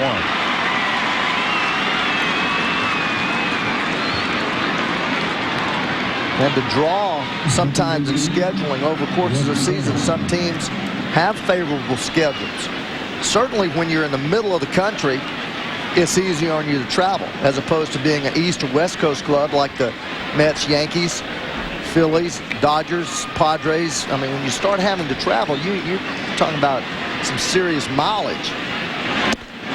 There were the additions to the leagues of the expansion clubs, fitting them into the schedules. You know, we used to go out west. When I was with the Reds, we played in the Central Division. Actually, we played in the Western Division. We went out west, and San Francisco, San Diego, and L.A. were our prime rivals. And at the end of the year, September, we were always within our division. You just don't see that anymore. You may finish with your division, you know, in mid-July. Well, of course, interleague play has changed the whole scheduling scenario too. And now you've got those regional rivalries such as the Mets and the Yankees. And those are certainly keeping the fans happy from everything we can tell attendance-wise, because attendance the first round of interleague games has gone up over last year. Fly with a fly to O'Neill. And there are 2 out here in the 5th inning. The Red Sox unable to mount much against Mendoza, who's been very sharp since coming in. And Mendoza showing you why he's such a valuable part of this Yankee, not only starting rotation, but the depth of the pitching staff. With Stanton and Watson on the left side. You know, Rivera's the best closer in the game day in and day out. Jeff Nelson pitching extremely well. Trot Nixon with a walk. He's also lined out to right field, 0 for 1. But this is nothing new for Mendoza. I mean, he's been a guy that's been a long reliever ever since he's been in the Yankees system. Guy that anytime that the starter fails, he was the first guy in from the bullpen. So it's not unusual for him to get up, not expecting to pitch, go out there in the 2nd or 3rd inning, warm it up, and come in and throw zeros. A ball and a strike to Trot Nixon. Trot, who grew up with the first name of Christopher, but nobody calls him that anymore, in North Carolina. Terrific high school baseball player, knocked down by Martinez. Will he have a play? No. Nixon runs too well, and he has a base hit. Martinez able to make a sliding stab of it and deflect it. But once it rolled behind him, it was over. Nixon with a one-hop liner for a single.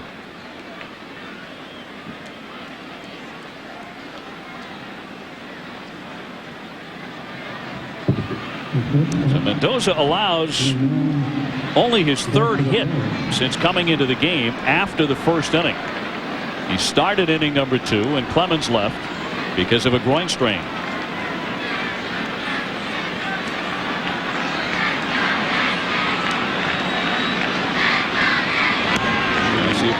pops that one up, but out of play for strike one. Nomar is truly one of the guys that in all of baseball that I've watched day in and day out, because you appreciate his enormous talent. But he goes up there swinging. He's a guy that swings at the first pitch probably as much as anybody in the game. Usually when you go up there swinging at the first pitch, it's an indication of being anxious.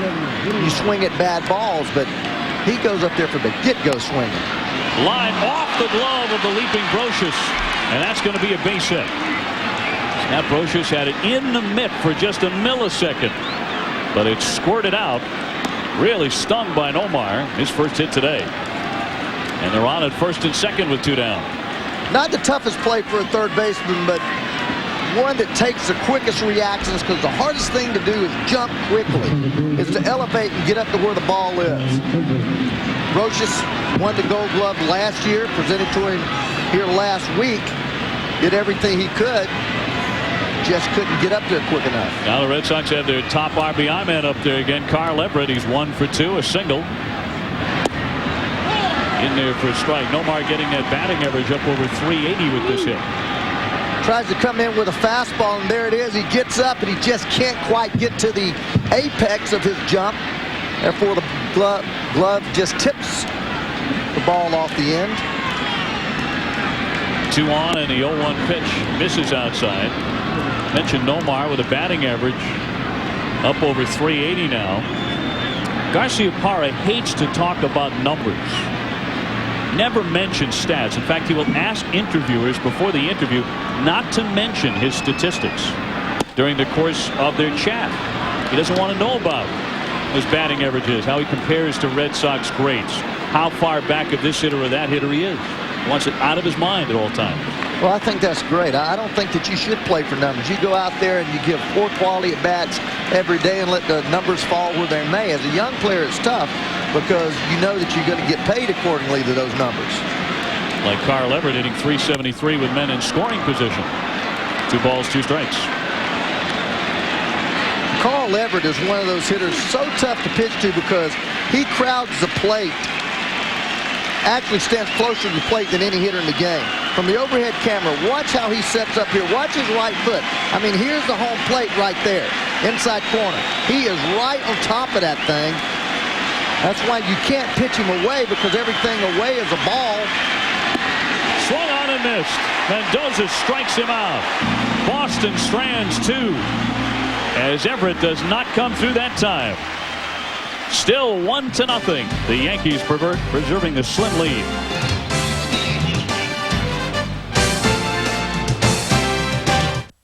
Doctors have diagnosed you as having a split personality. Jim Carrey. Just keep your hands off my lady. Your lady? You're only hurting yourself! And the directors of There's Something About Mary Charlie, what's going on here? are at it again. Did your lips get as chapped as mine on the ride down? Me, Myself, and Irene. Sound good, candy pants. Rated R. June 23rd, only in theaters. That's your 7 Slim Jim. Get your beefy, spicy breath out of my face! Step into a Slim Jim! Eat me! Nature made it. Minwax makes it beautiful with rich wood stains and long-lasting protective finishes. Turning a house into a beautiful home is as easy as turning to Minwax.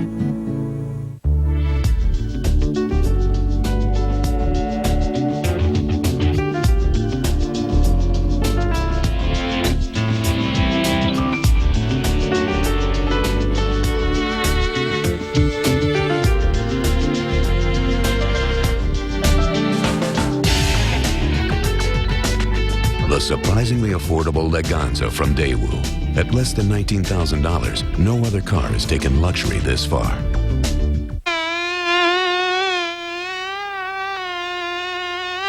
It's new, it's light, but it's not soft.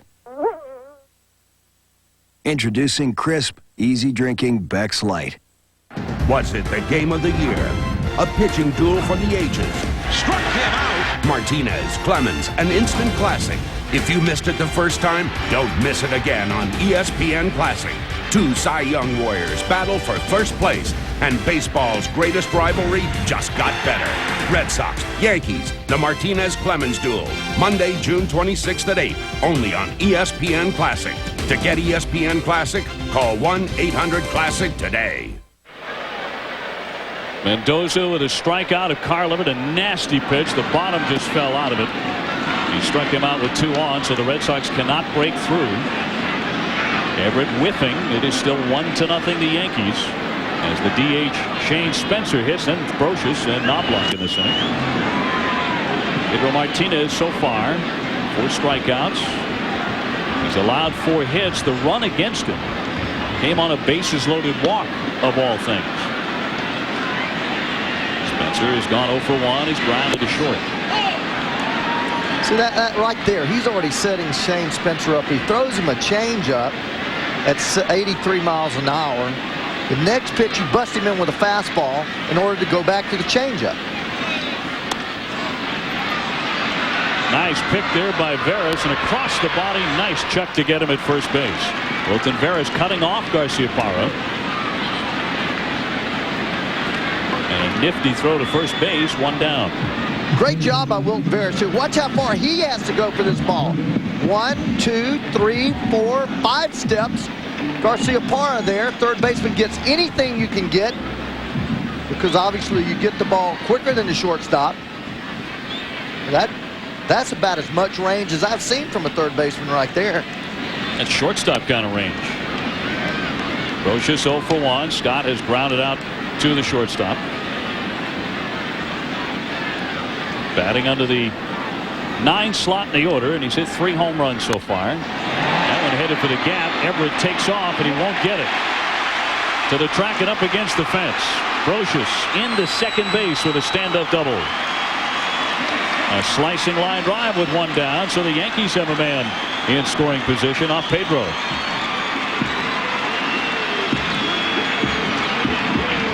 Here's a fastball. He stays with it, and what happens? The ball moves in. He cuts the ball, and it ends up slicing away. Watch how this ball moves in. Watch how he brings his hands into his arm and cuts that ball. Stays on the inside of it, making the ball have even more inside-out movement. Actually moving away from Carl Everett. Everett getting a great jump, but the ball slicing toward the right field line, just not being able to catch it. Also, with his shallow play out there, the angle that he took at the ball, he had no chance because the ball was hit just deep enough that he couldn't get there.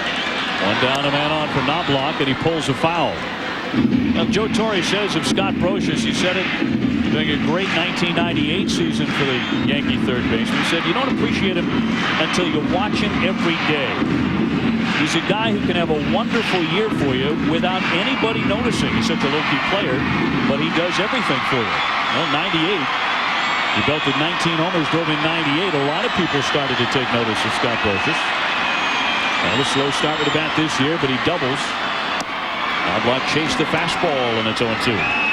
Well, when you have the kind of thunder that the Yankees normally have, when you have Jeter, O'Neill, Williams, and Martinez, this year Posada, you're looking for defense somewhere. Chuck Knobloch, not the great defensive second baseman because of his problems throwing, but Brocious, he's almost like a shortstop that plays third base because his defense is so solid. He's a great hit and run man. He can bunt when necessary, just a consummate professional. Fights that one off foul.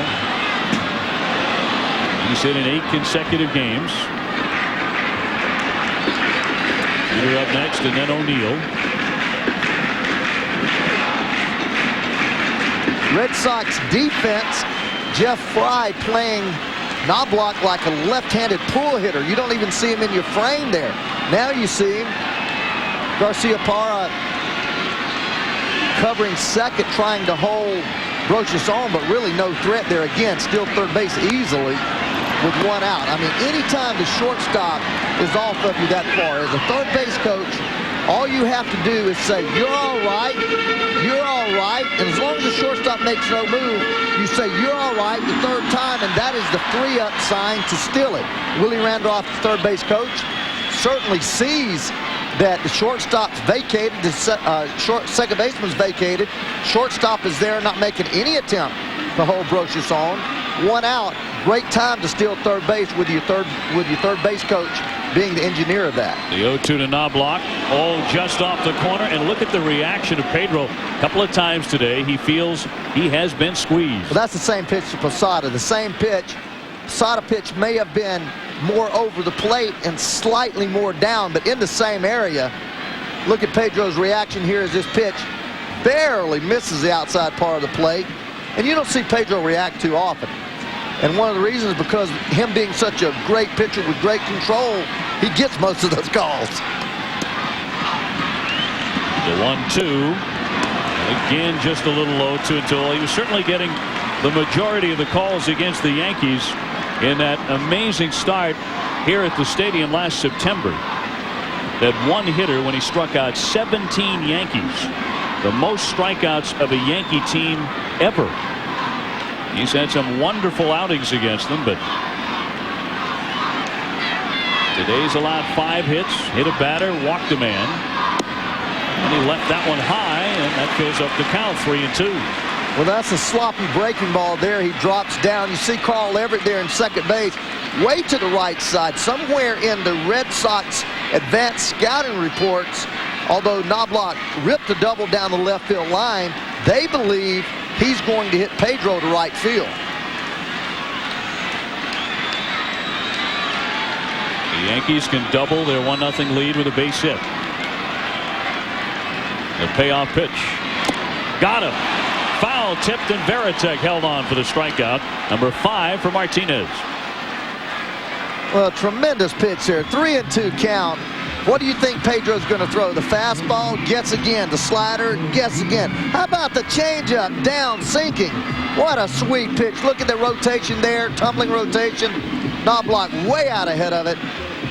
And with first base open, 1 out, Pedro, he doesn't care. He just throws one of the 3 pitches that he knows he can throw for strikes. That's why he's so devastating, so tough to hit, because he'll throw any of those pitches at any time. Well, he struck out Knobloch for the 2nd time there. He's already punched out Jeter twice in the 1st and the 3rd. That one hits softly. Garcia-Parra gets there in time and slings it over to get him. And that does it. They strand a runner in scoring position. Been that way since the 1st. 1-0 the Yankees. 1-800-COLLECT presents Ava Save-A-Lot. Hey, you in the hat. Who you calling collect, Mom? Or girlfriend? It's my girlfriend. Then sure you really care. Dial 1-800-COLLECT. As in collect calls. Got it? It's easy. And it saves the people you call at least $1 or $2. Girlfriends love that. Can someone move the truck that's blocking me? Mom, I'll call you back.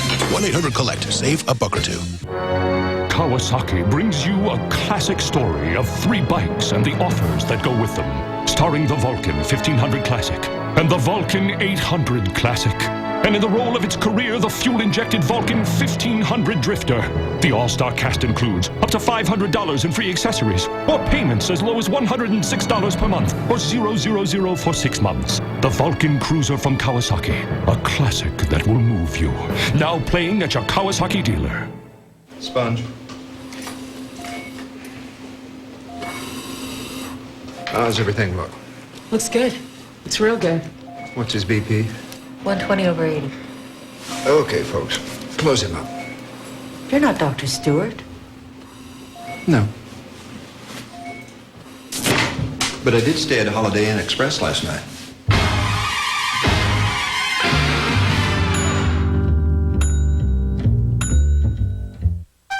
For everyone who'd rather do it themselves. For these magnificent do-it-yourselfers, we make the versatile line of Wagner Power Painters. With power to handle today's thicker one-coat latex paints, an attachment that draws paint right from the can to paint straight up or down, and simple electronic settings to spray as wide or as narrow as this, which makes you more incredible than ever. If it needs painting, staining, or sealing, the choice is easy. Get a Wagner and get it done. Yankees ahead 1-0 here. Derek Jeter 0 for 3 today. He says you might get lucky. 1 pitch in at bat against Pedro. That's about it. Well, this wasn't that at bat. Nasty slider, and this wasn't it either. Fastball in after setting him up away with a slider. Now his next at bat, what he's going to do, hey, I'm swinging at the first thing I see. There it is. Slider into the bat, broken bat. Nice, easy play for Nomar. Derek Jeter struggling like most of the hitters of the American League against Mr. Martinez. Yes, he looks very mortal against Pedro today. Well, I'll tell you what, we knew we were going to get a pitcher's duel today between Pedro and somebody. We thought it was going to be Roger Clemens. Turns out it's Ramiro Mendoza stepping from behind the curtain, and he's pitched very well. 1-0 New York. As we move on to the 6th inning, Boston up there with Daubach. He's gone 0 for 2. And it's Lewis and Veritek. Roger unable to go more than 1 inning today because of an injury, a groin strain. Jimmy Williams thought he had lucked out in that regard. But Mendoza has filled in more than admirably. 1-2. The line on Mendoza so far, 4 innings. No runs, 4 hits. His command has been good. He's thrown 64 pitches. Well, that's a real clean line there, 15.5 pitches per inning. And he gets Daubach, who strikes out for the 2nd time. And you don't think a lot of Mendoza when you think about this Yankee ball club, but he is probably the one player that oppositional general managers nasty sinker down and away. Look at the rotation of this. Reverse rotation, kind of gets on the inside of that pitch like it's kind of a screwball, creates that heavy ball, which is a sinker that turns heavy away from left-handed hitters into right-handed hitters. There's good Daubach shaking his head. Here's Darren Lewis trying to bunt his way on and flicks a foul for strike 1. But if you go for par value on this ball club, probably only Bernie Williams and Derek Jeter would have more value than Ramiro Mendoza.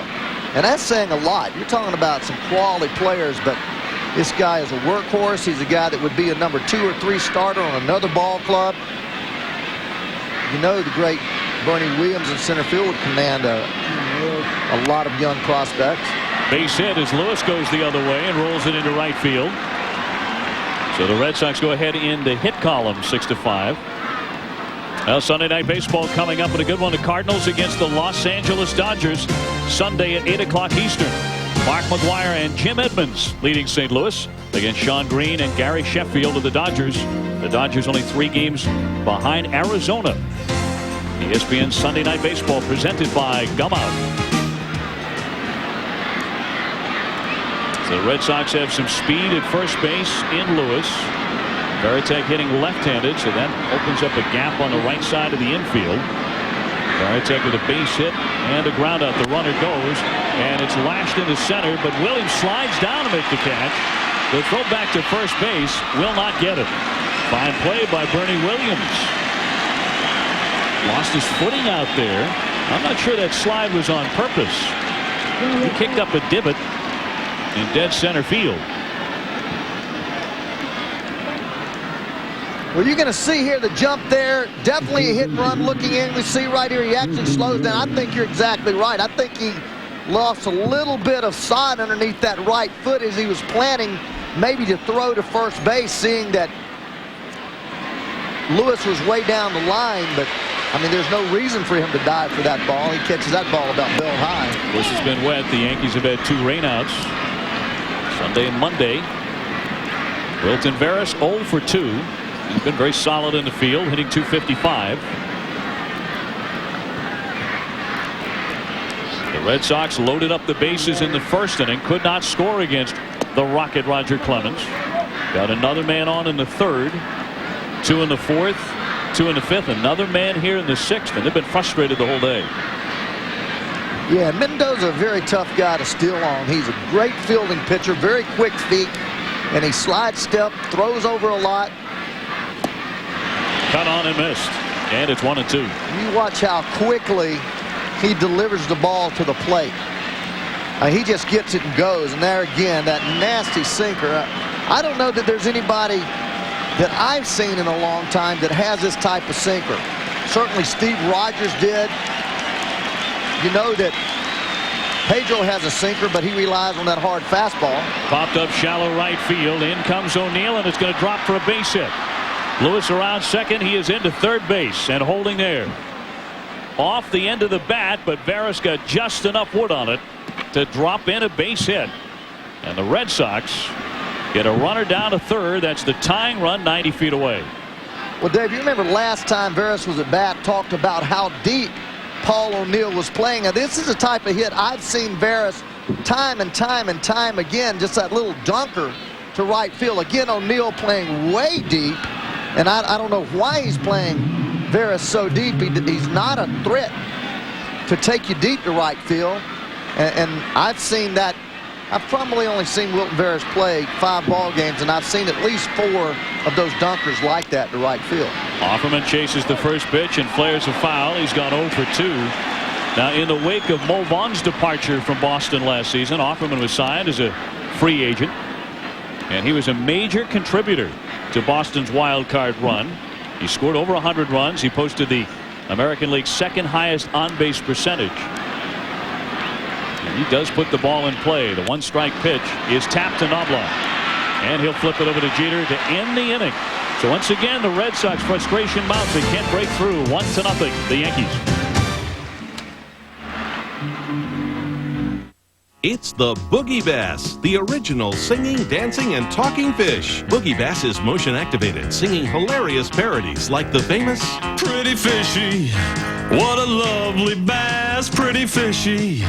How can you walk past pretty? And who could forget? I use batteries, not gas. I'm the funky Boogie Bass. Boogie Bass is 17 inches long and can also be activated at the press of a button. He's a fast talker, too, with 9 one-liners that'll crack you up. Hey, take a picture. It'll last longer. I'm just curious. Do you people ever dust? Order now and you'll receive the original Boogie Bass for $19.99. But as part of this special offer, we'll also include the Best of Boogie Bass CD free. So call this number right now to catch your very own Boogie Bass for just $19.99. To order your Boogie Bass for only $19.99 plus shipping, have your credit card ready and call 1-800-541-0022. In anticipation of your runaway success as a Wall Street Journal reader, how to blend in with normal people. When in public, walking a pet can help you blend in. A tip on being madly successful from the Wall Street Journal, full of insight on making it big. Subscribe to the Journal for just 57 cents a day for 13 weeks, 25% off the regular rate. The Wall Street Journal. Call 800-722-2100. That's 800-722-2100. Are you crying? Are you crying? There's no crying. There's no crying in baseball. Rogers Hornsby was my manager, and he called me a talking pile of pig slop. And that was when my parents drove all the way from Michigan to see me play the game. Did I cry? No. And you know why? No. Because there's no crying in baseball. Baseball Tonight, every night at 10 and midnight on ESPN. Larry Beal in the studio, updating you on other action this afternoon. Seattle and Kansas City. John Halama trying to regain his lost touch, and Mike Sweeney loses the ball. 2-run shot. 2-1 Royals. Mets and Cubs in a rain delay at Wrigley just underway. Good to know we're not alone in the baseball universe today. The Yankees with a 1-0 lead. Boston has left 10 men on base, and they are 0 for 5 with runners in scoring position. Not that the Yankees have mustered a lot of offense, only 5 hits. O'Neill has 2 of those with a pair of singles. He's also been picked off first. Bernie Williams and then Martinez after him. Fly deep to left center field. Everett racing hard for the warning track. Almost made the catch off his glove. O'Neill to second base with a double. Carl Everett, we've talked about how shallow he plays, and that means he has a long way to go on a warning track fly. Dave, you're so right. But the fact is, he's playing shallow, and he got there. He got to this ball. He got to the warning track. Not very many people's going to get to that ball anyway. That's the off field. You see here, 1, 2, 3, 4, 5, 6, 7, 8, 9, 10, 11, 12, 13, 14, 20 steps. That's an average of 8 feet a step. That's 160 feet he covered. Still almost got to that ball. Well, that's some quick math. I'm impressed. Yeah, well, 160 feet. Take about 8 8 feet of stride. Multiply that by 20 steps. Right, you broke it down. It's about 160. Sure. I mean, what I'm trying to say is that's a lot of ground to cover. Yeah. And that's why he's able to play so shallow. I mean, he didn't make the catch, but I'm amazed that he got there. Yeah, off the glove while sliding onto the warning track. Bernie Williams has been hit by a pitch and grounded out. So Yankee into scoring position in O'Neill. The 6th Yankee hit today against Pedro. This is one of those situations where a pitcher really pitches. You don't want to get that runner on third with 1 out, so you try to pitch everything down and away to try to make Bernie hit the ball to left field. Right there. It's the corner.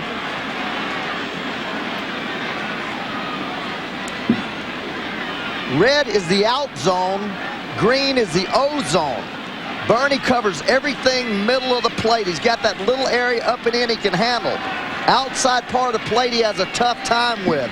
Down and in he'll struggle. He likes the ball fat over the middle. That pitch right there on the inside part of the plate. He doesn't like that ball. We're going to go back to it. Look at this. This is what he does. That ball, any ball in this side, he usually raises his arms and does not hit it. He covers the fat part of the plate, that green area. That's his go zone. But if you can get him out here away, he does not handle that pitch. In there for called strike 3. Caught him looking. Well, that's that inside part of the plate that he locks up on. He just does not like that ball tight to him. He's one of those guys that's just absolutely a mistake hitter. Anything fat over the plate, he annihilates you. Pads his batting average on bad pitches. But watch this again. This fastball, look at that red zone right in here. He just takes that pitch. Watch it. Right there on the inside part, boom. He freezes on that ball. Right through the red box. That red means O, 0, O-zone. Can't hit it. And he is 0 for 2. Martinez 1 for 2 with a base hit. And Pedro gets in front of him.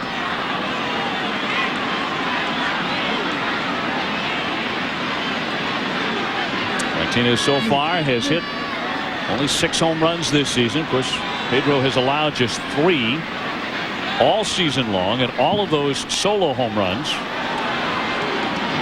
And going back to 1998, he has not allowed a multi-RBI home run. That's incredible. Every home run he allowed last year was with the bases empty. You know, and what that tells me, Dave, is not only that he has great stuff, but he has the ability, as you saw there, to pitch to hitters' weaknesses. Pinpoint control. The 2-strike pitch a little high. I mean, how can you throw 95 to 97 miles an hour and have the precision control that this man has? We talk so much about his awesome power, and we don't talk as much about his ability to throw the ball to small spots. Remarkable touch. The 1-2. Ooh, ooh. Oh, and again, Pedro might have a beef. It would be his 3rd or 4th today. Oh, that's a hard slider starting over the plate. Watch the catcher now. Watch where he sits up. Ooh, maybe a tad inside, but it's a slider. Watch the slow motion. Look at the circle on this ball. Yeah, that one he didn't react to, so I assume he's okay with a call. Looked like it might have been. May have been inside. Inside a tad. O'Neill at second. And it's hit to the right side where Fry gobbles it up. 2 down. O'Neill advancing ahead to third. But the great point about that pitch, even though it wasn't a strike, it was in a position where a guy that likes the ball down and in could not unload on it. It froze him. Well, we were making a point earlier about the fact that every once in a while when you have an extraordinary performer like this, there's something physically different about him. Real Cormier, the left-hander, starting to get loose. And Pedro has that incredible touch. We talked about the calluses right underneath his fingernails, which tells you he's holding on to the ball longer than everybody else because everyone else has the calluses lower down on the fingers. Absolutely. And that he uses the seams because the seams usually create that callus. I mean, he's releasing the pitch, Ray, almost on the very top of his fingers. Right. So he's holding on to it just a fraction of a second longer to get that kind of throw it into a teacup kind of touch. Cormier, the left-hander, who worked yesterday, has been a very good addition to the Boston bullpen. Into the dirt, and 2-0 on Posada. If you ask a pitching coach what is the most important thing in a pitcher having a solid delivery, he will tell you probably in the top 1 or 2, he finishes off his pitch. Means he gets extension. He releases the ball at the farthest most extension part of his arm. He doesn't cut the ball off. So obviously with that blister that he keeps under that fingernail, he has great extension. At 2-0 to Posada. Now it's ball 3. Ricky Leday up next.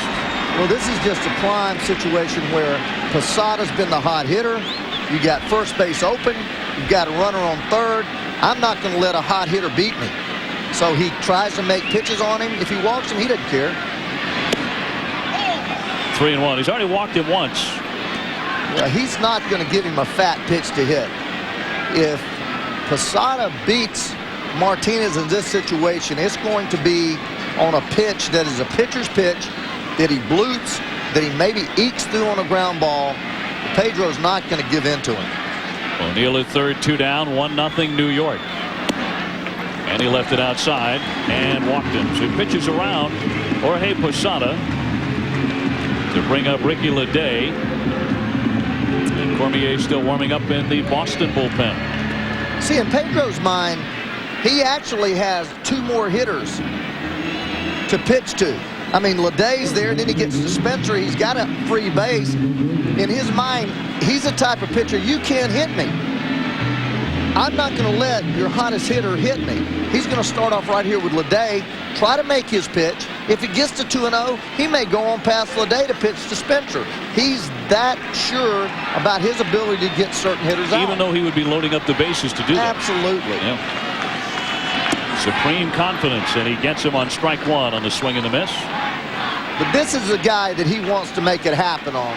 You know, you don't want to put too many ducks out there. This is just a straight changeup, the great arm motion, and a pitch that's impossible to follow with your eyes. Look at that rotation, just like fastball rotation. The only difference, it kind of dies at the plate, moves downward 2 or 3 inches. And then fastball for a strike, and he's in front 0-2, and that was on his 100th pitch of the day here in the 6th inning. But I love the way he pitches. I'd love to hit against Pedro. Would you really? In the mental part of the game. I can feel what he's going to do. After he throws the changeup, what do? You've taught to come back with your hardest pitch inside, because a hitter has that planted in his mind, that soft pitch. Just got a piece of it. Then after you get 2 strikes, what are you taught? Elevate the fastball with velocity, because they cannot get on top of that ball. You know, if you were still playing and you made that comment, I'd love to hit against Pedro. It got into the papers. You're first at bat against it. He'd bust me inside. You're sitting down, yeah. Then I would hit a fastball away for a base hit to right. That one's on the corner to get Leday, and he doesn't like the call, but that'll strand 2 Yankees at first and third. Strikeout number 7 for the ace. Still 1-0, the Yankees lead it.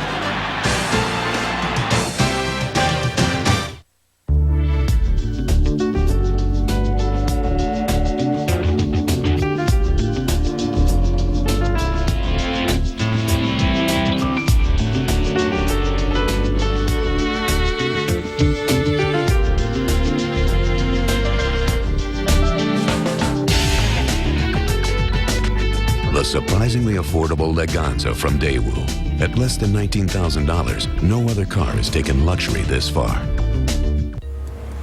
Black. White. Wrong. Right. Yes. No.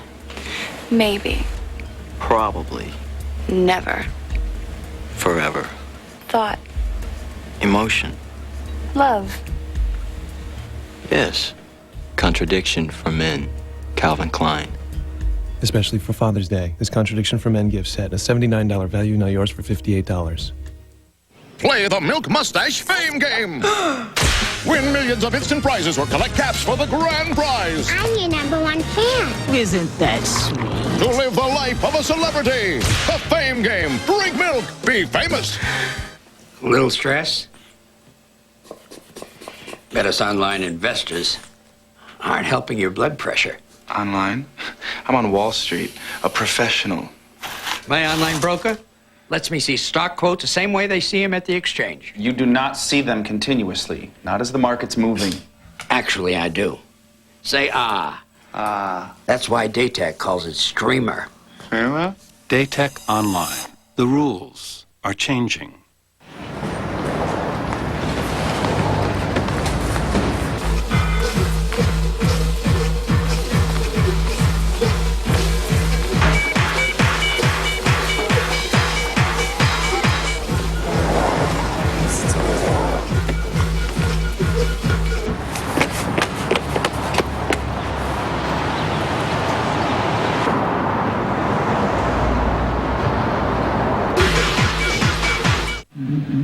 Moments ago, that man, Leday, frozen in the batter's box.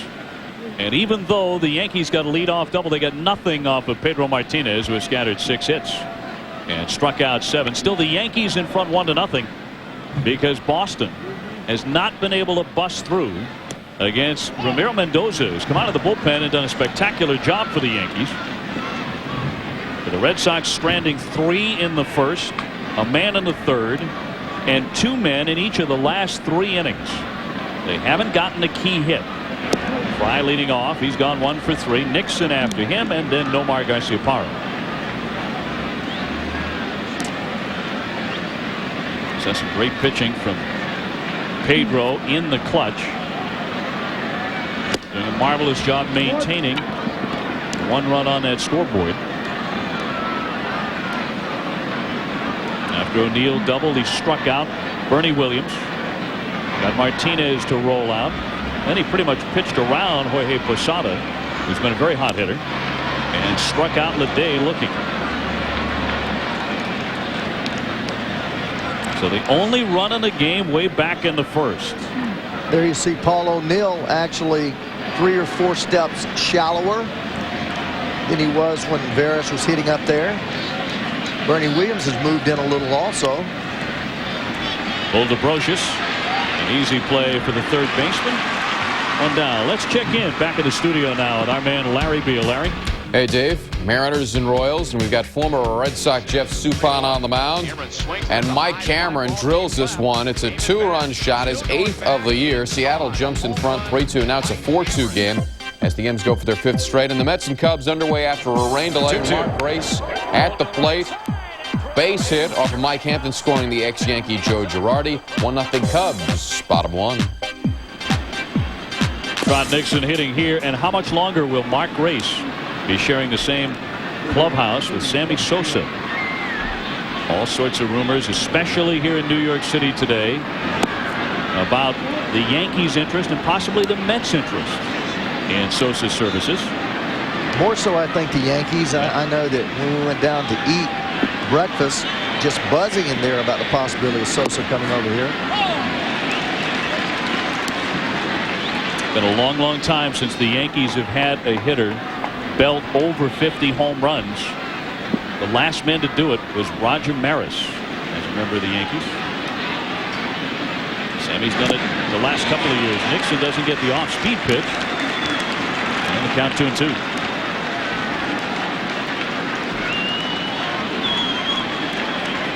Nixon has walked, lined out, and singled. Has the power to take it out of the park. He's hit 7. And, of course, he beat Roger Clemens by launching a 2-run homer here back on May 28th. The only 2 runs scored that night. A magical evening. And the game on ESPN, a classic Sunday night pitcher's duel. And this one has turned into a terrific pitcher's duel, but not the same 2 guys. Although it was scheduled that way. Clemens had to leave after 1 inning. You know, Dave, what's really fun is to, as we watch the home run that Trot Nixon hammered off of a high fastball, I thought he was a low ball hitter. Thought he was a low ball hitter. And made it 2-0. He was a high ball hitter. in that trip off of the rocket. Swung on and missed. He struck him out. And there are 2 gone. Mendoza putting on a little clinic here for the New York homebodies. Just a fastball that he throws on the inside part of the plate, moves it hard away. Look at the sideways motion of that pitch. Look how it's just rotating inversely. Strikeout number 4 for Mendoza. Base is empty for Nomar. Garciaparra has walked, rounded out, and singled. Almost screwball-like rotation on that pitch right there. Fly deep into the corner. Leday to the track, leaping up. Oh, and that ball's gone. It is gone, a home run. It snuck out, and the Red Sox have tied it on a Garciaparra solo home run with 2 down in the 7th. Just over the 318 mark. Leday thought maybe he had gotten a glove on it or it deflected off the wall and stayed in play. But it wound up into the seats. For Nomar, home run number 6. And this game is tied. I would never throw Nomar a pitch on the first pitch that he could hit. He likes the first pitch, fastball right down the middle, bat head way out. Now watch Ricky Leday right here, gets to the warning track, jumps, and just cannot quite get up there. The fan's right there. The ball actually hits off his glove and caroms to the, I think it actually hit his glove straight to the foul pole or the fair pole or whatever kind of pole you call it. I'll call it a foul pole here. A home run for Garciaparra as Everett strokes a base hit into left field. He's heading for 2. The throw by Leday and won't get him a double, a hustle double by Carl Everett. Well, I think that's because Ricky Leday is still thinking about not catching the fly ball home run. There's no way that that's a double. Watch here now. As Leday goes up, he's away from the wall. The wall doesn't stop it. The ball actually looks like it hit. It actually hit his heel of his glove, it looks like to me. Looks like it hits the heel of the glove. It does. It hits the heel of the glove and then caroms right off the side here. Hits the heel of the glove, caroms into foul territory, but I guess it was above the fence and he ends up calling a home run. That ball was over the wall and he did not make the catch. Deflected off the glove, so it's gone. And then the play by Leday on the line drive over the third baseman's head, getting to the ball slowly, allowing Everett to have, as you say, a hustle double. Well, actually, you know what? The official score is ruling that's a single, and they're charging Ricky Leday with an error. So it's a base hit and an E7 to get Carl Everett into scoring position. Leday still can't believe it, and he went looking into the glove in disbelief after that ball just spit right off the heel. A home run by Garciaparra to tie it up. Well, he's acting like maybe one of the fans hit the back of his glove because he's motioning to the back of his glove. But look at Leday on the double by Everett. Single actually gets there, and they do give him an error, rightfully so. He put the glove down. You see the ball kind of squiggling out there. Looked up to see where the runner was, missed it. Well, they're going to put Dahlbach on. So he'll be intentionally passed. And it'll be Lewis coming up with a chance to get Boston its first lead of the day. So this will go in the books as an intentional walk to Brian Dahlbach. But I call that a concentration error, not a physical error by Ricky Leday. Still things going off in his mind about the ball that he failed to catch. Well, in a way, it's understandable. I think he was shocked that he made contact with the wall and shocked that he didn't catch the ball. He was in great position to do that, to make a spectacular catch. I mean, terrific concentration. Yeah, generally on the big league level, if you get there and you get your glove there, they catch it. Just missed it. Here comes Joe Torre. And he's going to make a move here. So we're going to have a pitching change in New York. In a tense moment with 2 down, the Red Sox have the go-ahead run in scoring position. Tied up at 1, and we'll be right back. It's Honda's Red Hot Summer. Now the best time to ride is the best time to buy, because from now until the end of July, you can get our lowest payments available on XRs and ATVs, or choose no payments for 3 months, and both offers let you ride off with no down payment. It's easy with your Honda card. And now, gear up with 200 Honda bonus bucks with any XR50, 70, 80, or 100. Honda's Red Hot Summer. It's the sales event of the year. Nature made it. Minwax makes it beautiful with rich wood stains and long-lasting protective finishes. Turning a house into a beautiful home is as easy as turning to Minwax.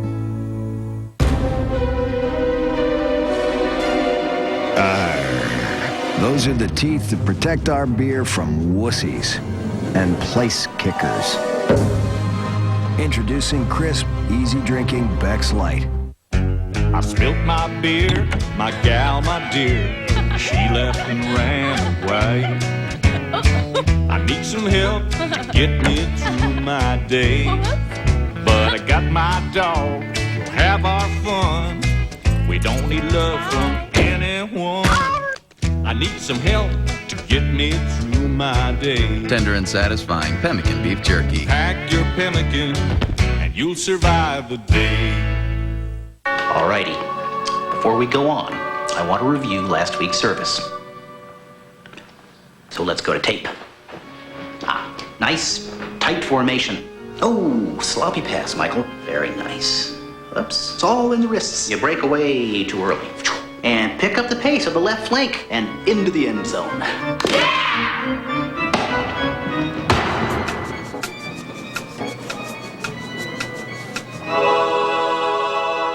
It's not about fun.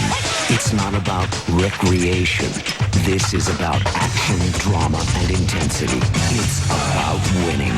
The 2000 College World Series continues tonight at 7 on ESPN2. Game tied up 1-1 on a controversial home run by Garciaparra. We're going to isolate here Ricky Leday's attempted catch as he went up over the fence, Ray. You're going to see him go up, and you're going to see the ball go right into his glove. Right there, you see the ball go into his glove, right there. And then it caroms off his glove. But what I see is the fan behind him actually hitting the back of his glove. And knocking the ball out. And knocking the ball out. And that's what Leday was saying to Bernie Williams when he was motioning to the backside of his mitt. And I believe that's what happened, because the ball caromed to get 8 or 10 feet into the stands from that spot. But his glove was over the fence. Absolutely. So that's a home run whether the fan deflected it or not. Darren Lewis hitting with runners at first and second. Very hard to tell, but it looked as if the ball was in the glove of Leday, and he came this close to making a tremendous home run saving catch.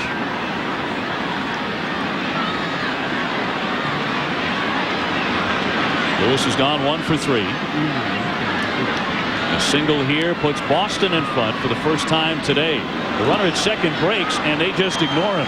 So Everett is into third base with a steal, uncontested. For Carl Everett, his 6th theft. And now a pass ball or a wild pitch will bring in this run. 2 down.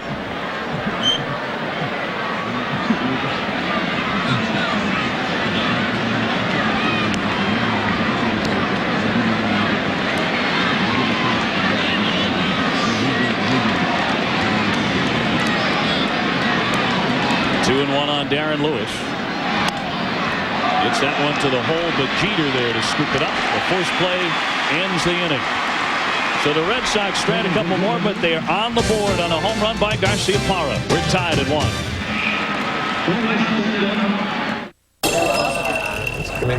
January through March. 3 decaf lattes. Double decaf lattes on the 4th. Personal. Great. Decaf lattes on the 11th. Business. Okay. Business. Golf outing. Right. First 9 business. The back 9 were personal. Business and personal expenses don't mix well. Now Citibank has a smart way to keep them separate. The Citi Business Platinum Select Card for small business. Trash? I clean? No. Thank you. How's the website? Oh, website. Website's up. Hey. Up, man. And it's down. It's down today. Up and down. You'll get a place to turn for advice on topics like e-commerce or setting up a health plan, all from the City Business Card. Thank you very much. Thanks for lunch. No, thank you for lunch. My card is maxed out. Mine too. With a generous credit line, you can avoid coming up short on company expenses. Still 18 cents short. What? You can sort it out with the City Business Platinum Select Card for small business. Don't forget the tip. Call now, become a charter member, get your card with no annual fee. Call toll-free to get free information by mail about the Craftmatic Model 2 adjustable bed. This wonderful bed adjusts to hundreds of relaxing positions, offers optional warm, soothing heat, and relaxing built-in massage, yet costs up to 56% less than these quality flat beds. Don't pay more to remain flat. Call toll-free and get complete free facts by mail about the adjustable bed that costs up to 56% less. Call toll-free 1-800-344-8300. Here's your ticket for this weekend's game. Don't lose it, okay? Thanks.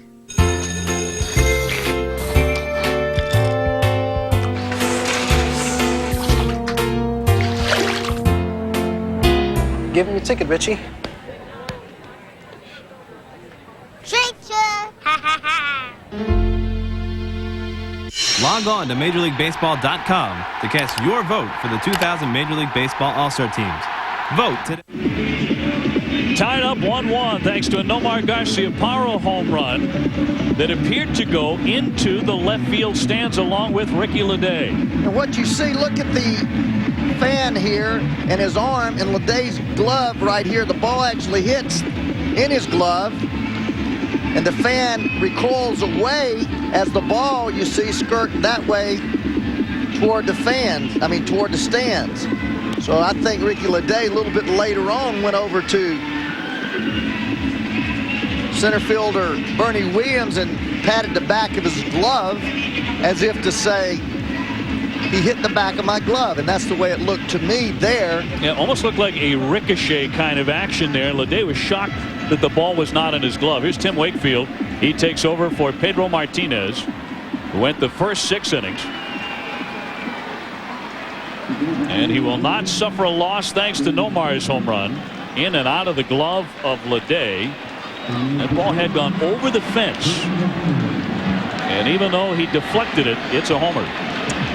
Now you're talking about going to Wakefield from Martinez. And this is the most comfortable feeling in the world. When you face a guy that is pure raw heat to a guy that throws 70 miles an hour, you feel comfortable as a hitter. Spencer with a fly toward the corner. Nixon on the run. Dives, and he cannot get it. It's a fair ball. Spencer takes a big turn, but back into second base. And will stay put with a double. A bloop shot in the right field corner. Nixon laid out, gave it a great effort, but came up empty. A leadoff double for Spencer. It's not a piece of cake to hit knuckleballers, as you know. I'm just talking about comfort in the batter's box. Tim Wakefield, he just kind of overdove that ball there. Yeah. That ball, he had a shot at it. He had a shot at it. Here's Brocious to bunt and trickles it foul for a strike. Brocious trying to move this man down to third.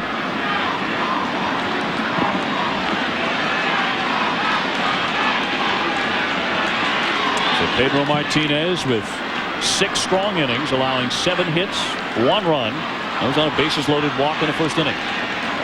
Well, this situation, the manager tells you to get him over any way you can. If you think you can hit it to right field, do it. If it's best bunting it, do it. The runner goes, and it's fouled away by Brocious, not bunting that time. Well, hey, that's the 3rd time that the Yankees have had a runner on second base with nobody holding them on. You've got to show some respect to the runner on second base. Fry nor Garciaparra are holding the runner at all at second base. Shane Spencer recognized that. Something wrong with his cleat there. Yeah, he didn't realize he was that fast. He ran right out of his shoes, and a blowout there for Scott Brocious. So he's either going to need a new spike And I think that might be the case, so they can lace that one up. Fans, go to MajorLeagueBaseball.com for the most complete baseball coverage on the internet. This copyrighted telecast is presented by authority of the Commissioner of Baseball and may not be reproduced or retransmitted in any form. And the accounts and description of this game may not be disseminated without express written consent.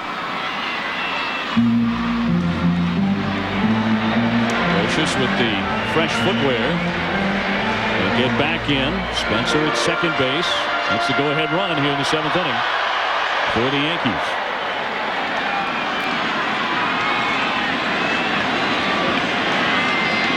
Kickoff play, but they don't get him. And Spencer got back in. Now against Pedro, the Yankees didn't have a lot of success with men in scoring position. They were just 1 for 10 against the Boston Ace. We'll see how they do against Wakefield, the knuckleballer. Well, you're going to get a good jump at second base because it takes that knuckleball at least a second and a half, maybe a second 0.6 to get to home plate. Plus, Wakefield sets up real slow to deliver. So you're maybe even thinking about talking about a 2-second time span. Swung on and missed. Scott Brocious failed to get down the bunt and then goes down swinging. One man down. Back to the studio now, and Larry Beal. Larry? Thanks, Dave. Mets and the Cubs going at it after a rain delay. Robin Ventura struggling with only a .232 batting average. Hey, this will ease the struggle a little bit. His 13th home of the year off of Scott Downs ties the game at 1 there in the 2nd. The Yankees desperate to get this man Spencer down to third base because that puts the pass ball and the knuckleballer's propensity to throw him into the dirt and those butterfly pitches. That brings that into play. Knobloch, the hitter, he has struck out twice and doubled. Ray, what about sending this man? Because it takes so long to get that pitch home. Oh, I'm sending. I'm actually demand stealing right now. What Fry does, he makes one little fake attempt there and he goes back in his position. There they go. Now you can get a bigger lead and just go. There's no way that a catcher's going to throw you out because you're going to have a running lead at second base. I mean, they're a little closer, respecting Spencer's speed. Spencer, a good runner for a big guy. But still, they're certainly not holding him on there. Fry will back off. And that one rolls right by Varitek, and that'll move him out to third base. But had he stolen earlier, that run probably scores, and the Yankees have the lead. Real tough assignment to catch Tim Wakefield. Hardly any rotation on this knuckleball, and then the bottom just falls out of it right there. And once it falls out of it, instead of it being a ball with rotation that hits you in your shin guard or hits you in your chest protector, it's going every which way, and it hits on the inside of your chest protector. The infield in, the 3-0 pitch is in there. On the edge of your shin guard. Most balls are coming in there straight. That thing's darting and diving everywhere. There's a pass ball charged to Varitek. Again, Boston tugging in the infield here. Knobloch has hit in 8 in a row as he knocks a foul. 3-2. Got one out. You're away, so you certainly don't want the go-ahead run to score in the bottom of the 7th because you only have 6 out, so you bring the infield in, trying to cut that runner down. Now, on the other hand, Joe Torre has to decide if he's going to go on contact, ground ball contact. Struck him out, and Varitek will have to throw to get him. They hold the runner at third, Spencer, and that's out number 2. Even with the strikeout, it almost rolled too far out of the range of Varitek. But the second strikeout in the inning for Wakefield, who last year for time was the Red Sox closer. Well, if that ball comes toward third base, and Spencer may have tried to score, going away from him, you can't really tell how far it's rolling. Varitek quickly on the ball, but that would have been a very tough play to make it home because as a runner at third base, you're trying to get a big enough walking lead so that you can beat the pitcher to home plate. 2 down. Spencer still over there at third base with Jeter the hitter. And he has had success against the knuckleball guys. Gone 7 for 20. A .350 average against Wakefield, including 2 home runs. And of course, he's delighted to see Pedro leave the game. He was 0 for 3 and struck out twice against Pedro.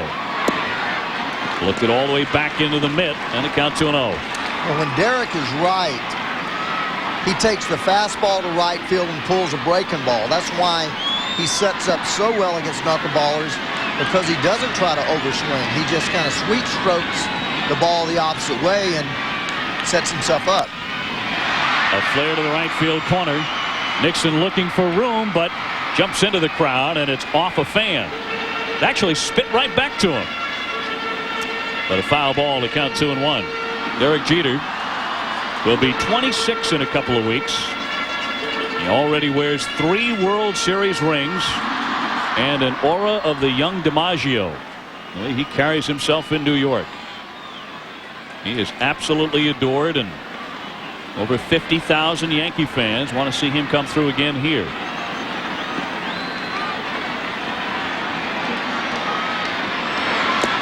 A check swing, foul, tipped it into the catcher's mitt for a strike, and it's 2-2.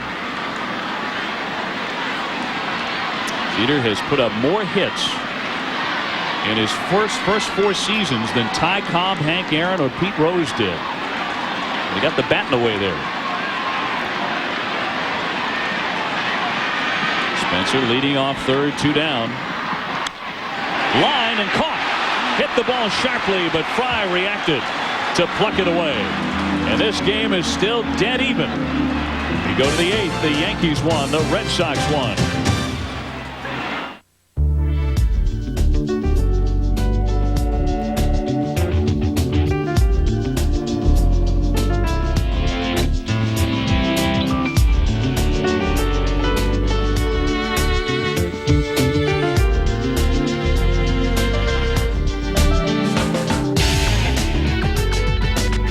The surprisingly affordable Leganza from Daewoo. At less than $19,000, no other car has taken luxury this far.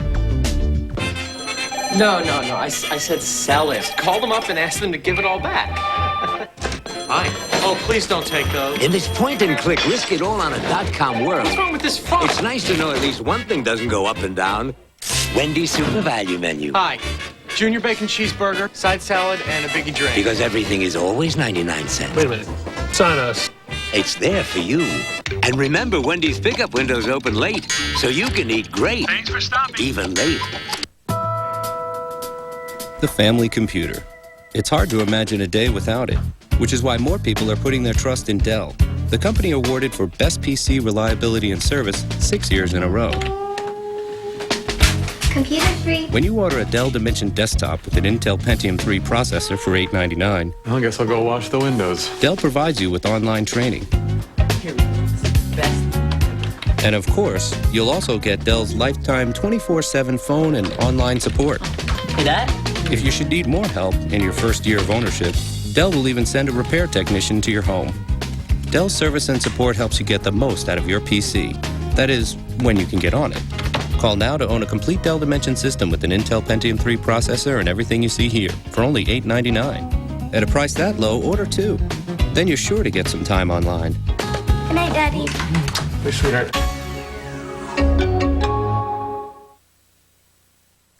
Outtakes, the new book by Dan Patrick. Full, expanded interviews from Dan's Outtakes column in ESPN The Magazine take you inside the minds of today's favorite athletes. Dan Patrick's Outtakes, a great Father's Day gift. In bookstores now or through ESPN.com. Getting into the late stages here at the stadium. All tied up 1-1. Dave O'Brien, Ray Knight joining you. And it's been a good one today. 1 run in the first inning for the Yankees. A solo home run by Garciaparra in the 7th.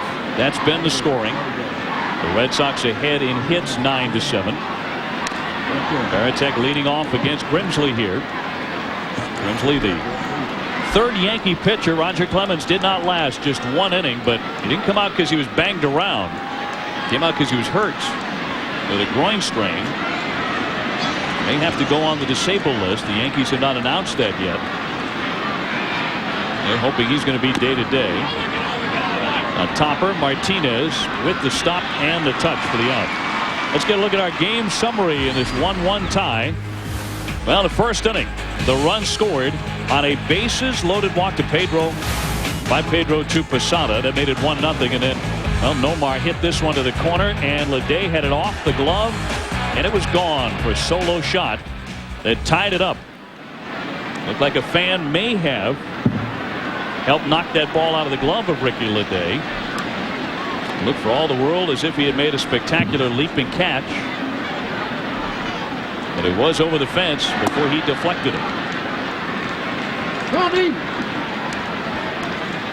So here's Wilton Veras, who has gone 1 for 3. He's the number 9 hitter. Then it's the top of the order, and Jose Offerman backs away. 2-0. One thing for sure that the lack of runs really on both sides has done, it's taken a crowd out of the game by and large. So that has to work to the Red Sox favor, you would think. Is that cracked? Well, they count 3-0 on Veras. They haven't had a lot of opportunities to stand up and scream, have they?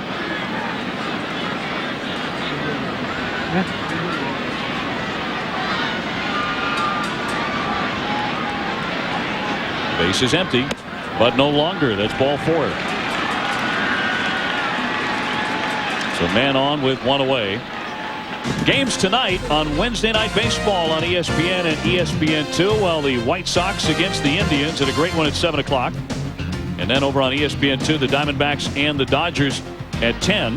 The White Sox lead the Central in the American League, and they have won the last 2 against Cleveland in a race that might go right down to the wire.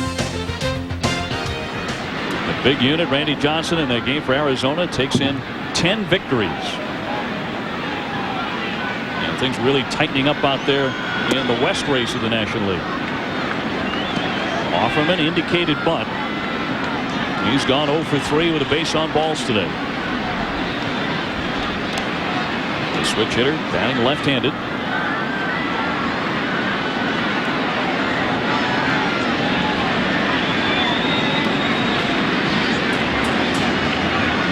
The runner goes on the bounder to Knobloch. The play at second, out there on to first. What a terrific turn by Jeter with a man right in his face. He's still able to whip it over to first base in a terrific 4-6-3 double play. We go to the bottom of the 8th. The Red Sox won. The Yankees won. The WNBA, Monday nights on ESPN. Your own island hideaway. Your own coral reef. Your own private ski cove. Order any new 2000 Yamaha Wave Runner by June 30th, and you'll pay just $19.99 down, $19.99 a month, and 1.99% interest through January 1st, 2001. A small price to pay for a great summer. Yamaha. Solid thinking for a liquid world. I spilt my beer, my gal, my dear. She left and ran away. I need some help to get me through my day. But I got my dog, we'll have our fun. We don't need love from anyone. I need some help to get me through my day. Tender and satisfying pemmican beef jerky. Pack your pemmican and you'll survive the day. Shoot, I forgot change. That's no problem, my extremely tall friend. Call Collect. Oh, yeah. Just be sure to dial 1-800-COLLECT. Is it really better? Oh, yeah. 1-800-COLLECT saves you at least $1 or $2. It saves $1 or $2? And it's easy. For a collect call, dial 1-800-COLLECT. That's great. You know, you're kind of cute. What can I say? I love this job. 1-800-COLLECT. Save $1 or $2. See if they got one of these. I don't believe it. Do you know how long it's been since I've seen one of those? How'd you find this? Oh, go back. Give me the mouse. Give me the mouse. Come on. Car guys, your website is here. CarParts.com, the world's largest supply of parts and accessories for cars and trucks. Oh, man. No, stop. Kerwin Danley, the umpire, making the decision at second base as Jose Offerman thrown out of the game after the inning ended. Offerman got in a little verbal contest with him, and as always, the player loses. But this is what he's arguing about. Runner going to second base. Veras here, Knobloch shuffles the ball. Bang, bang play. I mean, bang, bang. It looks like he's coming up there before the ball settles in Garciaparra's glove. I mean, Jeter's glove. Here you see it again. On the bag, ball still out of there. Terrible angle for Danley. Here we see it again, center field camera. There he's starting to come up, ball not in the glove. The umpire here, between the ball and the glove, cannot see that ball. So the angle prevented him from seeing the ball because he ends up having a base runner and an infielder and a glove between him and the baseball. Therefore, it's kind of a guess. So Offerman thrown out. By the time Jimmy Williams had gotten out there to the argument, Offerman had already been ejected. Mike Stanley will take over at first base for the Red Sox, the former New York Yankee slugger. And this game tied up 1-1. A new first baseman for the Bo Sox. So that play disputed in the first inning. Pedro Martinez appeared to have Posada struck out with the bases loaded, but the home plate umpire, Dan Morrison, said that it was a ball, and that forced in the first run of the day. And down the left field line, Ricky Leday leaped up into the stands trying to steal a home run from Garciaparra. That ball spat out, wound up being a home run. That's a rather controversial play as well. So there has been intrigue at Yankee Stadium, even though Pedro and Roger are not pitching anymore. Paul O'Neill has gone 3 for 3 in this one, 2 singles and a double. Now, the way to hit Wakefield is go up there taking until you make him throw you a fastball. He has a tough time because that knuckleball moves all over the place, as do most knuckleball pitchers. Phil Niekro had a little cutter he would throw. Joe Niekro had a little better fastball and a slider. Knuckler in there, 2-1. Excuse me, partner. Wakefield just won't give in. He's going to just keep throwing knuckleballs until he gets one over. And if that is Paul O'Neill's strategy, it's worked very well. 9 out of 19, 2 home runs against Wakefield in his career. Did he hold up? He did. Travis Katzenmeyer said no swing, 3-1. It's the heart of the Yankee order here in the bottom half of the 8th. O'Neill, Williams, and Martinez. And Posada if anyone reaches. A 1-1 tie. It's sharply a bad hop, but Stanley makes the play and gets the out. Bounced up shoulder high. Made a terrific stab for out number 1. For those of you just joining us, we were all prepared for great pitchers to never really materialize. Pedro was out there for 6 innings and pitched effectively. He'll have no decision. He walked in the only run of the first inning. Roger Clemens, after a lengthy delay at the start of the game, finally came out, only threw 28 pitches, worked through 1 inning, and left with an injury. So the Pedro rocket fireworks never really came about the way they did 17 days ago here at Yankee Stadium. But still a tight one, as tight as they come. Bernie in the game 0 for 2. He's been hit by a pitch. The Yankees and the Red Sox also locked up atop the American League East in a first place tie. Fly to right field, but not deep enough, and Nixon right there. 2 down.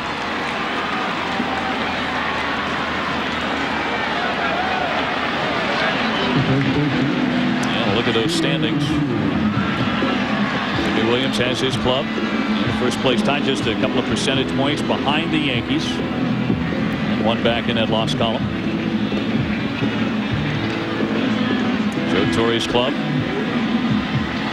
having dominated baseball in the American League the last several years, bidding for another world title. Today, their 25th World Championship banner arrived via parachute. And they have already put it up on the flagpole.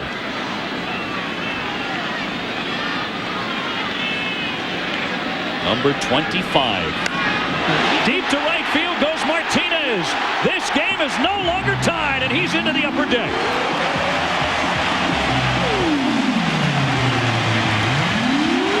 The Yankees lead it 2-1.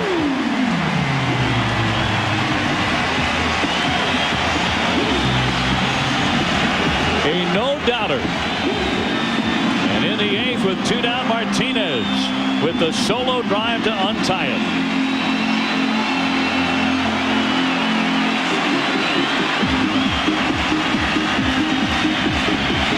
Well, built-in altitude do knuckleballs have if they're up in the strike zone. It's almost like slow pitch softball because the ball's only 70 miles an hour. It went out at about 140. It absolutely did. I mean, he got all of this. I mean, all of this. When a knuckleball starts that high, it has a tendency to stay right there. It just floats up there. And Tino jumped all over that thing, about 8 or 10 rows deep in that upper deck.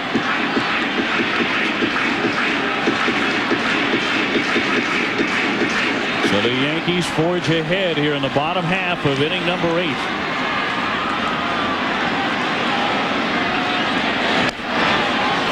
The foul. And on a play by Posada.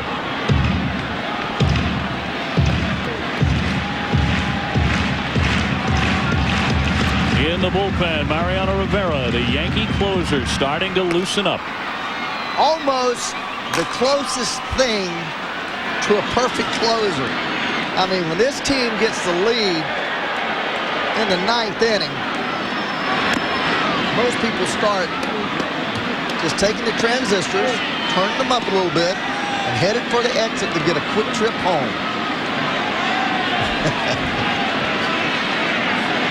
Little jump on the traffic, although there's not a whole lot of parking space around this ballpark. Not today, there's not. Sold out. The 1-2 floats outside. But for the Red Sox in the 9th inning, Fry, Nixon, and Garcia Parra, and then Carl Everett. So don't go away just yet. Got him with a swing and a miss. And strike 3. But Tino Martinez takes one into the upper deck in right field. The Yankees have the lead as we go to the 9th inning. If your light beer doesn't have this key, you're locked out. A magical place where your tongue can get naughty with the beer of its dreams. Introducing crisp, easy drinking Beck's Light. Nature made it. Minwax makes it beautiful with rich wood stains and long-lasting protective finishes. Turning a house into a beautiful home is as easy as turning to Minwax.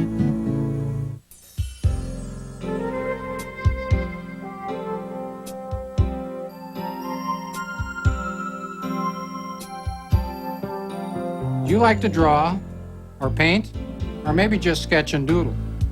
Well, if you do, chances are you have the interest needed to become a serious art student. To find out, simply call toll-free, and Art Instruction Schools will send you this enjoyable art test. There's no cost or obligation. Take the test at home in your spare time and mail it to us when you're done. Our experts will review and grade your test. Call our toll-free number today for your free art test. Don't let the wonderful world of art pass you by.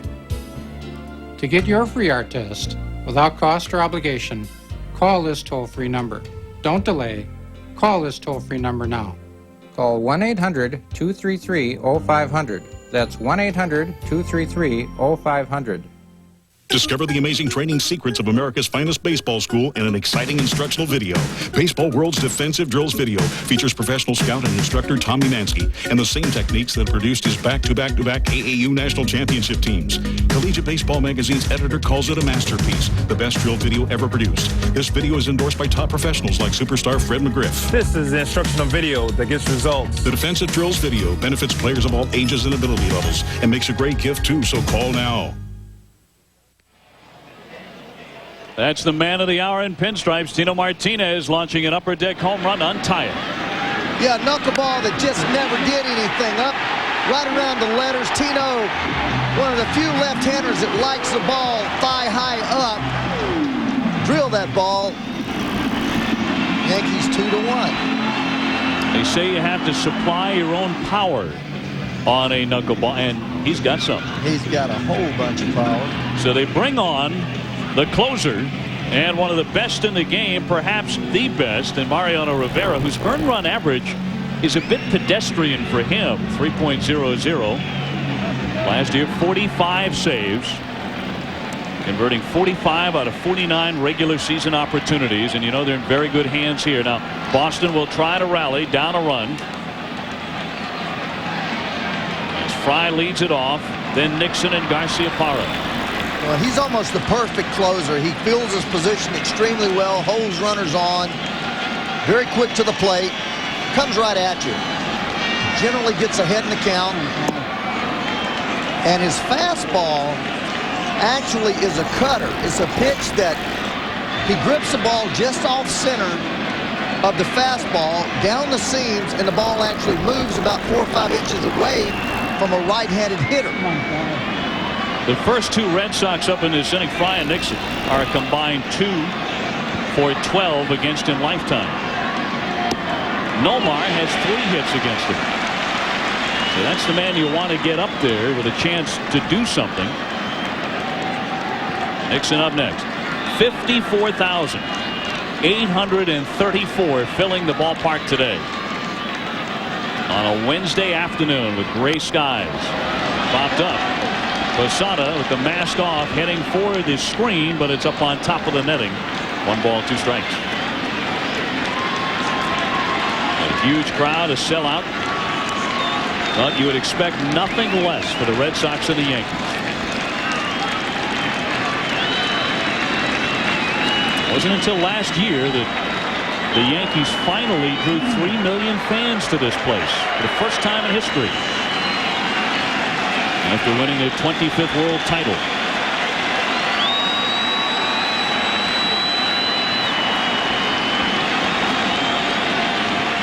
Fly trailing in the count, 1-2.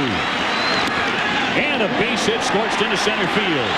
The Red Sox have the time run on here in the 9th inning. Second hit today for Jeff Fry, who's been hot.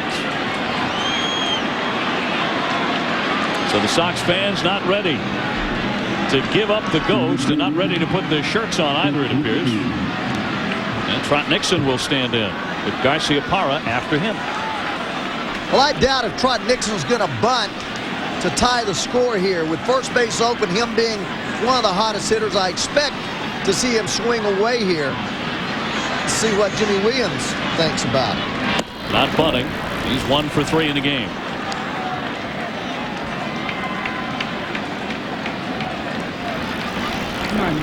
Last time there was a Pedro Martinez, Roger Clemens pitching battle here at Yankee Stadium. Trot Nixon was the home run hero. He had a 2-run shot to win that game.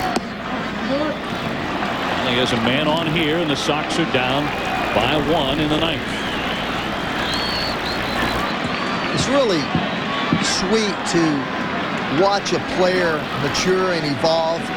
Watching Trot Nixon last year and this year, he's become more selective at the plate. The 2-0 on the corner. More aggressive as an outfielder.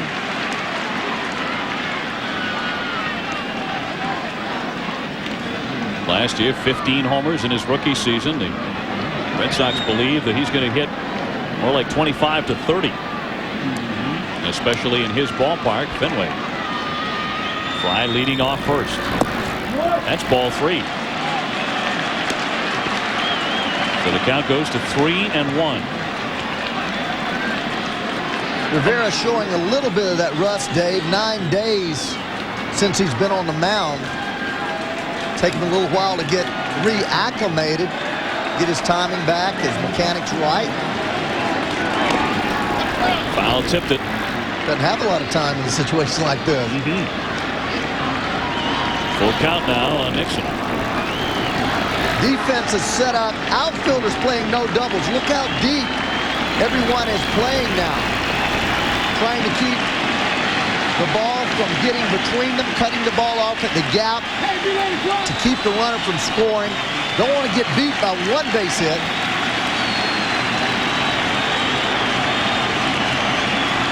The 3-2, the runner goes. It's strike 3 called. The throw. Got him! A strike him out, throw him out, double play, and there are 2 down. And a backbreaker for Boston.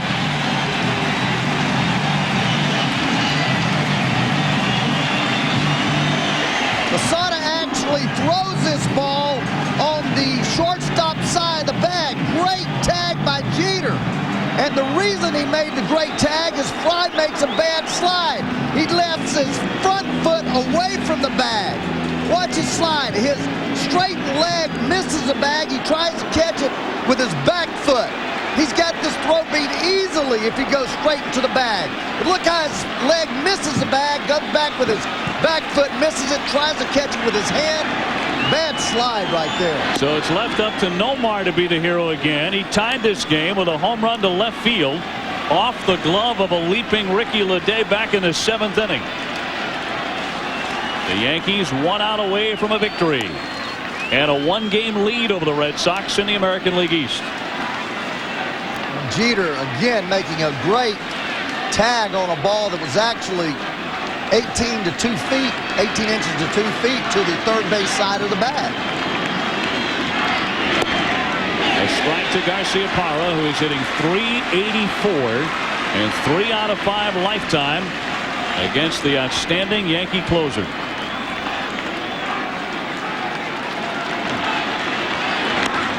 Back to the mound. He has it. And that's the ball game. The Yankees on a Martinez home run in the last half of the 8th inning have defeated the Red Sox by a final score of 2-1. Garciaparra with a comebacker to end it after his home run earlier had tied it up. So the Yankees regain sole possession of first place in the American League East. Yeah, Dave, just a really well played ball game. Solidly pitched. 10 hits for the Red Sox, 8 for the Yankees. Pulling down to Yankees making a play on a strike him out, throw him out. Great tag by Jeter. Pleasure working with you, partner. Greg, great ball game, and although it didn't materialize as the Rocket and Pedro take 2 with lots of strikeouts, both of those guys going deep into the game, still a terrific contest.